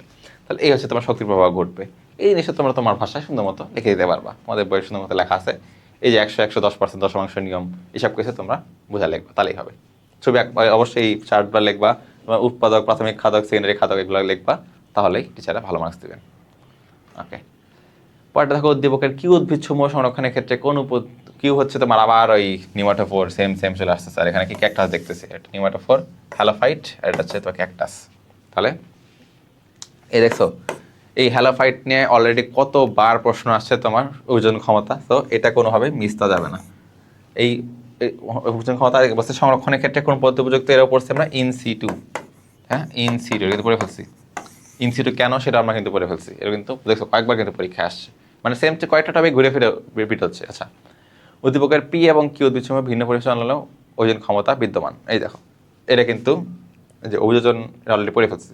এই যেটা মূলচার হচ্ছে গিয়ে তোমার লবণাক্ত, সেম প্রশ্ন সেম প্রশ্ন সেম প্রশ্ন, তো আশা করি পারবা। এটা সেগুলোই অ্যান্সার দিছে, সেম প্রশ্ন। আচ্ছা, এরপর হচ্ছে কুমিল্লা বোর্ড 2016-তে আসছে কি চিত্রে প্রদর্শিত ক আর খ, ক একটা দেখাচ্ছে খ একটা দেখাচ্ছে, এটা হচ্ছে তোমার নিউমাটোফোর আর সরি মানে শ্বাসমূল যেটা আছে, আর এটা আছে তোমার উদ্ভিদ। বলছে খ অভিযোজিত বৈশিষ্ট্যের কারণ ব্যাখ্যা করো। আর এই যে তোমার হচ্ছে কি হচ্ছে তোমার যে মূলগুলো তৈরি হচ্ছে জরায়ু অঙ্কুরোদ্গম, এই দেখো এটা একটা জরায়ু অঙ্কুরোদ্গম আর এটা হচ্ছে তোমার শ্বাসমূল। তো এই শ্বাসমূল বা কেন তৈরি হচ্ছে, এই সেম প্রশ্ন আবার অলরেডি পড়ে আসছে। কেন কি হচ্ছে কেন হচ্ছে, এই যে তোমার জোয়ার ফাটাতে ঢেলে না যায়, ওখান থেকে আবার নতুন গাছ হয়, এইটাই হচ্ছে তোমার মেইন কনসেপ্ট। এইটা তুমি ইচ্ছা ওই জিনিসটা পুঁজি করে আল্লাহ নামে যত সুন্দর মতো লেখা আসতে পারবা, তত গোছা লেখা আসতে পারবা, তত ভালো মার্ক পাবা। আবার বলতেছি, তো এগুলো খেয়াল রাখো, এই প্রশ্ন এগুলো এখানে সুন্দর মতো আমি লিখে দিয়ে এসেছি, তোমার পড়ে ফেলতে পারো। ওকে, বাংলাদেশের পরিবেশ রক্ষা নির্দেশিত অঞ্চলে এই যে তোমার কাজ কি, এটা অলরেডি পড়ে ফেলছি। কেন এই যে সবুজ সবুজ বেষ্টনী, সবুজ বেষ্টনীর কাজ কি, তাই না? কেন? কারণ হচ্ছে জলোচ্ছ্বাস, ঘূর্ণিঝড় এগুলোতে থেকে আমাদের রক্ষা করতেছে। সেই টপিকগুলো আমরা আবার লিখে রাখছি, সুন্দর মতো পয়েন্ট করে দেওয়া আছে, তুমি চাইলে পড়তে পারো। এরপরে ঘাস, ঘাসফড়িং, ব্যাং, সাপ, বাজ পাখি, আমরা দেখছি একটা খাদ্য শৃঙ্খল, তাই না? উদ্দীপকের তথ্য থেকে একটা পরিবেশীয় পিরামিড অঙ্কন করো। ওকে, একটা পিরামিড অঙ্কন করবো আমরা, শক্তি পিরামিড। উদ্দীপকের প্রতিটি ধাপে উৎস থেকে শক্তির প্রবাহ পরিমাণ দেখো কি হচ্ছে, এই দেখো করে ফেললাম। উৎপাদক কী ছিল? ঘাস। প্রাইমারি খাদক কী ছিল? ঘাস ফড়িং। সেকেন্ডারি খাদক ব্যাং। টার্সিয়ারি খাদক সাপ। সর্বোচ্চ খাদক বাজ পাখি। সুন্দর, ইজি। একটা ছবি আঁকলে তোমার 3-3 পাবা, আর একটু লিখতে হবে আর কি, উপর নিচে একটু লিখবা, ছবিটা সুন্দর মতো আঁকবা, তোমাকে 3-3 টিচাররা দিয়ে দিবে, সত্যি কথা। ওকে, আর দেখো এখানে কী হচ্ছে, এখানে ছবিটা 3 নাম্বারটা লিখে ফেলি। তোমার হচ্ছে দেখো এখান থেকে সেম যে বলছিলাম 10% নিয়ম, এখান থেকে এখানে 10% যাবে, এখান থেকে এখানে 10% এনার্জি যাবে, শক্তি যাবে, তার থেকে 10% যাবে। তার মানে কী গেলো, তো এখানে তোমার 1000 শক্তি থাকতো, তাহলে এখানে থাকবে হচ্ছে 100, তার থেকে 10, তারপরে 1, তারপরে 0.1, এমন করে তোমার কিন্তু শক্তির দশমাংশ নিয়মে কমতেছে। এই জিনিসটা হচ্ছে তোমার আমি এখানে লিখে দিয়েছি, দশমাংশ নিয়মটা কী হচ্ছে, কমে যাচ্ছে। এখানে হচ্ছে তোমার প্রভাবটা হ্রাস পাচ্ছে। আচ্ছা, এটা এটা এটা লেখো না, তোমরা এটা লেখো না, তোমরা হচ্ছে এই দশমাংশ নিয়মের জিনিসটা যেটা আছে এই জিনিসটা ফলো করো। তোমাদের বইয়ে যেহেতু ডিরেক্ট বলা হয়েছে দশমাংশ নিয়ম, তোমাদের সুন্দর মতো ছবিও দেওয়া আছে, তো এই জিনিসটা খেয়াল রাখো। হ্যাঁ, কী হ্রাস পাচ্ছে এই জিনিসটা ফলো করো না, মাত্র যেটা দেখাইলাম এই জিনিসটা ফলো করো, এটা ফলো করে না। ওকে, তুমি সুন্দর মতো নিজেদের মতো এই 1000-এর এক্সাম্পল দিয়ে নিজেরা অ্যান্সার করতে পারো, কোনো সমস্যা নেই, মার্ক করার কথা না। এরপরে তারেক তার বন্ধুদের সাথে শিক্ষা সফরে গিয়েছিল কুমিল্লার ময়নামতি বনাঞ্চলের উদ্ভিদের সাথে পরিচিত হওয়ার সময় শিক্ষক বললেন এটা একটা বিশেষ ধরনের বনাঞ্চল, বাংলাদেশের দক্ষিণাঞ্চলে আর একটা বনাঞ্চল আছে, তো বাংলাদেশের ঐতিহ্য। আচ্ছা, তো উদ্দীপকে উল্লিখিত বনাঞ্চল দুইটার তুলনামূলক বৈশিষ্ট্য আলোচনা করবো। আমরা কি দেখবো দেখো, কুমিল্লায় কি থাকে, কুমিল্লায় থাকে হচ্ছে তোমার পত্রঝরা বা পর্ণমোচী, এই বনাঞ্চলটা থাকে। আর ম্যানগ্রোভ তো আমরা বুঝে গেছি, দক্ষিণ কথা বলছে মানে ম্যানগ্রোভ। ওকে, পার্থক্যটাকে দেখো। বনের প্রকৃতি কি, বনের প্রকৃতি হচ্ছে এই যে পত্রঝরা যেটা আছে সেটা হচ্ছে পত্রঝরা বন। আচ্ছা, ম্যানগ্রোভটা হচ্ছে চিরসবুজ বনের মতো। হ্যাঁ, ম্যানগ্রোভ কিন্তু এই যে না, ম্যানগ্রোভ হচ্ছে চিরসবুজ বনের প্রকৃতি। মাসিক বৃষ্টিপাত আমরা অলরেডি পড়ছি, পর্ণঝরে কম হয় বা হচ্ছে পত্রঝরে কম হয়, আর ম্যানগ্রোভটা হচ্ছে বেশি হবে, অনেক বেশি হয়। মাটির প্রকৃতি হচ্ছে অ্যাসিডিক আর হচ্ছে লবণাক্ত, আমরা জানি অলরেডি। শ্বাসমূল থাকবে না, অবশ্যই এর থাকবে। জরাজঙ্করোদ্গম ইউনিক বৈশিষ্ট্য থাকবে, থাকবে না। মাটিতে অক্সিজেনের পরিমাণ এটাতে বেশি, এটাতে নাই, এই জন্য ওদের শ্বাসমূলটা তৈরি হয়, কারণ মাটিতে অক্সিজেন নাই, শ্বাসমূল তৈরি হচ্ছে। এরপর হচ্ছে উৎপন্ন উদ্ভিদ কী আছে, শাল, চালতা, করই, পহেরা, এগুলা। এখানে আছে সুন্দরী, কোলপাতা, গড়া, কেওড়া, গেওয়া, এগুলো আছে। তো এই সবগুলো সুন্দর মতো তোমাদের বক্স করে আমি লিখে দিয়েছি। এই বক্স লিখলে ইনশাল্লাহ তোমাকে 3-3, 4-4 দিয়ে দিবে, বাট আশেপাশে একটু উপর নিচে লিখলেই হবে। ওকে, এরপর আছে প্রফেসর আলম শিক্ষার্থীদের শিক্ষা সফরের উদ্দেশ্যে চট্টগ্রাম, পার্বত্য চট্টগ্রাম গেলেন। বাংলাদেশের বন গবেষণা ইনস্টিটিউট থেকে তালিকা পেলেন কোন কোন উদ্ভিদ বিলুপ্তির পথে। আচ্ছা, তারপরে লেখা আছে সবুজ বেষ্টনী প্রকল্প। আচ্ছা, প্রথমে বলছে তালিকার উদ্ভিদগুলো হচ্ছে 3টা তালিকা, মানে কি তালিকা কি আছে তোমার, চট্টগ্রাম, পার্বত্য চট্টগ্রাম যেটা আছে, তাহলে এখানে কি কি থাকবে, তালিকা আছে। তালিকা কি ছিল, তালিকা ছিল হচ্ছে তার বিলুপ্তির পথে। তবে বিলুপ্তির জন্য অনেকগুলো গাছই তোমাদের চার্ট করে দেওয়া আছে বইয়ে, তার হচ্ছে কিছু আমরা এখন দেখবো আমরা 3টা মনে রাখবো, তালিপাম, মল্লিকা সাজিবে, পাতা ঝাঁচি, আছে খুদে বড়লা। এই 3টা আমরা কি করছি আমি সুন্দর মতো তোমাদের হচ্ছে কি আছে তোমরা এগুলো দেখে নিবা। এরপর আছে বৈশিষ্ট্য কি আছে, যেমন আছে বড় মনোকার্পিক, খুব বেশি দরকার আছে এমন না, তোমার কয়েকটা কি ওয়ার্ড জাস্ট মাথা রাখে অ্যান্সার করার ট্রাই করবা। এরকম সিকিউ কিন্তু খালি একবারই আসছে, এই সিকিউ খালি একবারই জীবনে আসছে, সেটা হচ্ছে খুবই কম, হয়তো ভালো মতো দেখতেছো না, বাট এখান থেকে তোমার যেটা ভালো লাগে যদি মনে রাখতে পারো তা আলহামদুলিল্লাহ, মনে রাখতে পারো অনেক ইনফরমেশন আসলে সত্যি কথা বলতে এটা অ্যান্সার করা অনেকটাই কঠিন, অনেক বেশি ইনফরমেটিভ। সো এগুলো হচ্ছে এটা যদি না পারো দরকার নাই, এই পার্টটা মনে রাখার দরকার নাই, এই পার্টটা একটু মনে রাখো, একটা কিওয়ার্ড দিয়ে মনে রাখতে পারো। বৈজ্ঞানিক নামটা তো অবশ্যই মনে রাখবা, বৈজ্ঞানিক নাম মনে রাখতে পারলে ভালো, গোত্র টোত্র এগুলো লাগবে না, গোত্র লাগবে না, নামগুলো বৈজ্ঞানিক নামটা মনে রাখতে পারলে ভালো। এই হচ্ছে তোমার 3টা আছে, তালিপাম, মল্লিকা ঝাঁচি, খুদে বড়লা। আচ্ছা, আমাদের খেয়াল সম্পূর্ণ আছে বিজ্ঞানী করছেন, প্রথম বিজ্ঞানী করছেন প্রাকৃতিক পরিবেশ কাজে লাগে, দ্বিতীয় পরিবেশ কাজে লাগে। প্রথমটা হচ্ছে কি করছে, প্রথমটা হচ্ছে প্রাকৃতিক পরিবেশ মানে হচ্ছে ইন সিটু, আর পরেরটা হচ্ছে দ্বিতীয়টা হচ্ছে এক্স সিটু। মানুষ করছে মানে এক্স সিটু, পরিবেশ করতেছে মানে ইন সিটু, তার সুবিধা অসুবিধা দেখতে হবে। তো কি আছে ইন সিটু, কি কি আছে, উদ্যান, ইকো পার্ক, সাফারি পার্ক, অভয়ারণ্য, গেম রিজার্ভ, এগুলো যেগুলো আছে আমাদের এগুলো আমরা জানি অলরেডি, তাও আবার দেখে নিচ্ছি। তার এমসিকিউর সময় বেশি ইম্পর্টেন্ট, এমসিকিউর সময় কি মনে রাখবা, কি বলছিলাম, একটা হচ্ছে বোটানিক্যাল গার্ডেন, চিড়িয়াখানা, এরপর হচ্ছে হচ্ছে সংরক্ষণ আর ব্যাংক, এই 4টা ওয়ার্ড বাদে বাকি যা আছে সবই হচ্ছে তোমার ইনস্টিটিউট। তাহলে এটাই তোমার উদ্ভিদ উদ্যান, ন্যাশনাল পার্ক, ন্যাশনাল পার্ক হচ্ছে তোমার কি হইতে পারে, এটা কিন্তু সরকার হবে ইনসিটু হবে, আর যে বোটানিক্যাল গার্ডেন সেটা কিন্তু এক্সিটু। এরপর হচ্ছে তোমার ইকো পার্ক আছে, সাফারি পার্ক আছে, তোমার অভয়ারণ্য আছে, গেম রিজার্ভ আছে, মৎস্য অভয়ারণ্য আছে, এই সবগুলো তোমরা অলরেডি জানো, তোমরা রিডিং পড়বা আসলে। মেইন কি বোল্ড করা ওয়ার্ডগুলো মাথা রাখতে পারলেই ভালো, বাকিটা তোমার নিজের মতো অ্যাজ ইউজুয়াল। আর ইনসিটু এক্সিটুর সুবিধা অসুবিধা কি, ইনসিটুর সুবিধা হচ্ছে নিজের জায়গার মতো সংরক্ষণ করা যাচ্ছে, প্রকৃতি নিজের সংরক্ষণের ব্যবস্থা করবে, কারণ প্রকৃতি চাবে না যে সব কিছু ধ্বংস হয়ে যাক, তাই না, এভাবে তৈরি করা হয়েছে। এই জান এটা একটা জিনিস, আধুনিক প্রযুক্তির জন্য কোনো খরচ হচ্ছে না, খরচ কম হচ্ছে, কারণ মানুষ সৃষ্ট না, প্রকৃতিতে পাওয়া যায়, সো খরচ কম হবে। এরপর সে জানা অজানা অনেক কিছু একসাথে সংরক্ষিত হয়ে যায়, তুমি জানোই না যে সংরক্ষণ করা দরকার আছে, প্রকৃতির একে সংরক্ষণ করে ফেলতেছে। আর সংরক্ষিত জীব হচ্ছে স্থানীয় রোগের পরজীবীর সাথে অযোজিত হতে পারে, একটা খারাপ জিনিস মানে সুবিধা, বাট হচ্ছে আচ্ছা পরজীবীর সাথে যেটা হচ্ছে তোমার কোনো হবে না, প্যারাসাইট হবে না, আর পরজীবীর সাথে অভিযোজিত হতে পারে। বা হচ্ছে রাজনৈতিক অস্থিরতা, যুদ্ধ বিগ্রহ, এমনকি প্রাকৃতিক দুর্যোগ, ওই যে আমরা দেখলাম সবুজ বেষ্টনী, এগুলোর ক্ষেত্রে হেল্প করতেছে একটা জিনিস। কিন্তু সমস্যা কি, সমস্যা হচ্ছে এই জীব সংরক্ষণের জন্য বিশাল দরকার, মানে সাফারি পার্ক, বহুত বড় জায়গা দরকার, সব জায়গার ক্ষেত্রে সবসময় এটা পসিবল হয় না। সংরক্ষিত জীব বৈচিত্র্য অবৈধ পাচার নিয়ন্ত্রণ করাও কঠিন হয়ে যায়, কারণ অনেক বড় এলাকা হওয়ার জন্য সেখানে সবসময় পুরোপুরি তদন্ত করা পসিবল হয় না। আর এটা হচ্ছে ইকোলজিক্যাল রেস্টোরেশন, মানে একবার যদি সমস্যা হয় তাহলে সেক্ষেত্রে সেটাকে উচ্ছেদ করে যে চেঞ্জ করবে সেই জায়গাটা কিন্তু চেঞ্জ করা পসিবল হচ্ছে না, তো এই ক্ষেত্রে একটু সমস্যা আছে। আর এক্সিল যে মানব সৃষ্ট, সেগুলো কি আছে, সেগুলো হচ্ছে প্রতিকূল পরিবেশ বিপন্ন প্রজাতিগুলা দক্ষতার সাথে ব্যবস্থাপনা সুরক্ষা, মানে মনে করে আমি বাক্যে সংরক্ষণ করবো, বাক্যে যেভাবে সংরক্ষণ করা দরকার, যতগুলো প্রসেস আমি জানি সব কিছু দিয়ে তাকে সংরক্ষণ করা ট্রাই করবো, সেটা কিন্তু অনেক ইফেক্টিভ হবে, মানে যেহেতু স্পেসিফিক করে দেওয়া হয় আর কি, এই জন্য অধিক সংখ্যক জীবের প্রজাতিকে সুনির্দিষ্ট স্থানে এসে সংরক্ষণ করা যায়, সাফারি পার্কের মতো এক জায়গায় বাঘ, তারপরে হরিণ, অনেক কিছু থাকতেছে। জীব প্রজাতিকে তোমার কি চরম বিপন্নের মধ্যে থেকে রক্ষা করবে, জীব প্রজাতিকে চরম বিপন্ন থেকে রক্ষা করতেছে, যেটা সবসময় ইনস্টিটিউট পারবে না। কিন্তু কথা হচ্ছে যেহেতু যেখানে খুঁজেছিল কি এখানে কিন্তু খরচ অনেক কম, বাট এখানে কিন্তু খরচ অনেক বেশি হবে, খরচ অনেক কম, এখানে খরচ অনেক বেশি হবে, কারণ স্পেসিফিকলি করতেছে। জেনেটিক ভ্যারিয়েশনটা নষ্ট হয়ে যেতে পারে, এর একটা সমস্যা। আর হচ্ছে বন্যতা হারায় ফেলবে, আচ্ছা ঘরের বিড়াল আর বাইরের বিড়াল জিনিসটা এরকম হয়ে যাবে, ঠিক আছে। তা আশা করি সবাই বুঝতে পারছো, এটা মোটামুটি একটা টপিক, পরীক্ষা একবারই আসছে, একটু দেখে যেতে পার ভালো মতো, 2টা বক্স দেখে ফেলবা, তাহলে ইনশাল্লাহ হয়ে যাবে। তো এই ছিল তোমাদের হচ্ছে পুরো 2 চ্যাপ্টারের সিকিউ যতগুলো ছিল, যত টপিক তোমাদের এই পর্যন্ত ইউনিক আসছে সবগুলো কভার করা ট্রাই করছি। ইনশাল্লাহ হচ্ছে তোমাদের উপর যে এক্সপেরিমেন্ট চালাচ্ছে 26 ব্যাচের উপরে, তোমাদের কী হবে আল্লাহ জানে, বাট তাও আশা করতেছি এগুলো থেকে ইনশাল্লাহ তোমাদের ভালো একটা অ্যামাউন্ট তোমরা পারবা পরীক্ষায় অ্যান্সার করতে। আর কীভাবে আনসার করবা সেগুলো হচ্ছে অবশ্যই দেখাই দিব। লিঙ্কে থাকা তোমাদের যে প্রি বুকিং লিঙ্কটা আছে সেখান থেকে প্রি বুক করে আমাদের সাথে জয়েন হয়ে যেতে পারো ভবিষ্যতে, যাতে ইনশাল্লাহ ভালো একটা ডিসকাউন্ট পাও। আজকে এই পর্যন্তই, ভালো থাকবা, সুস্থ থাকবা, আল্লাহ হাফেজ সবাইকে।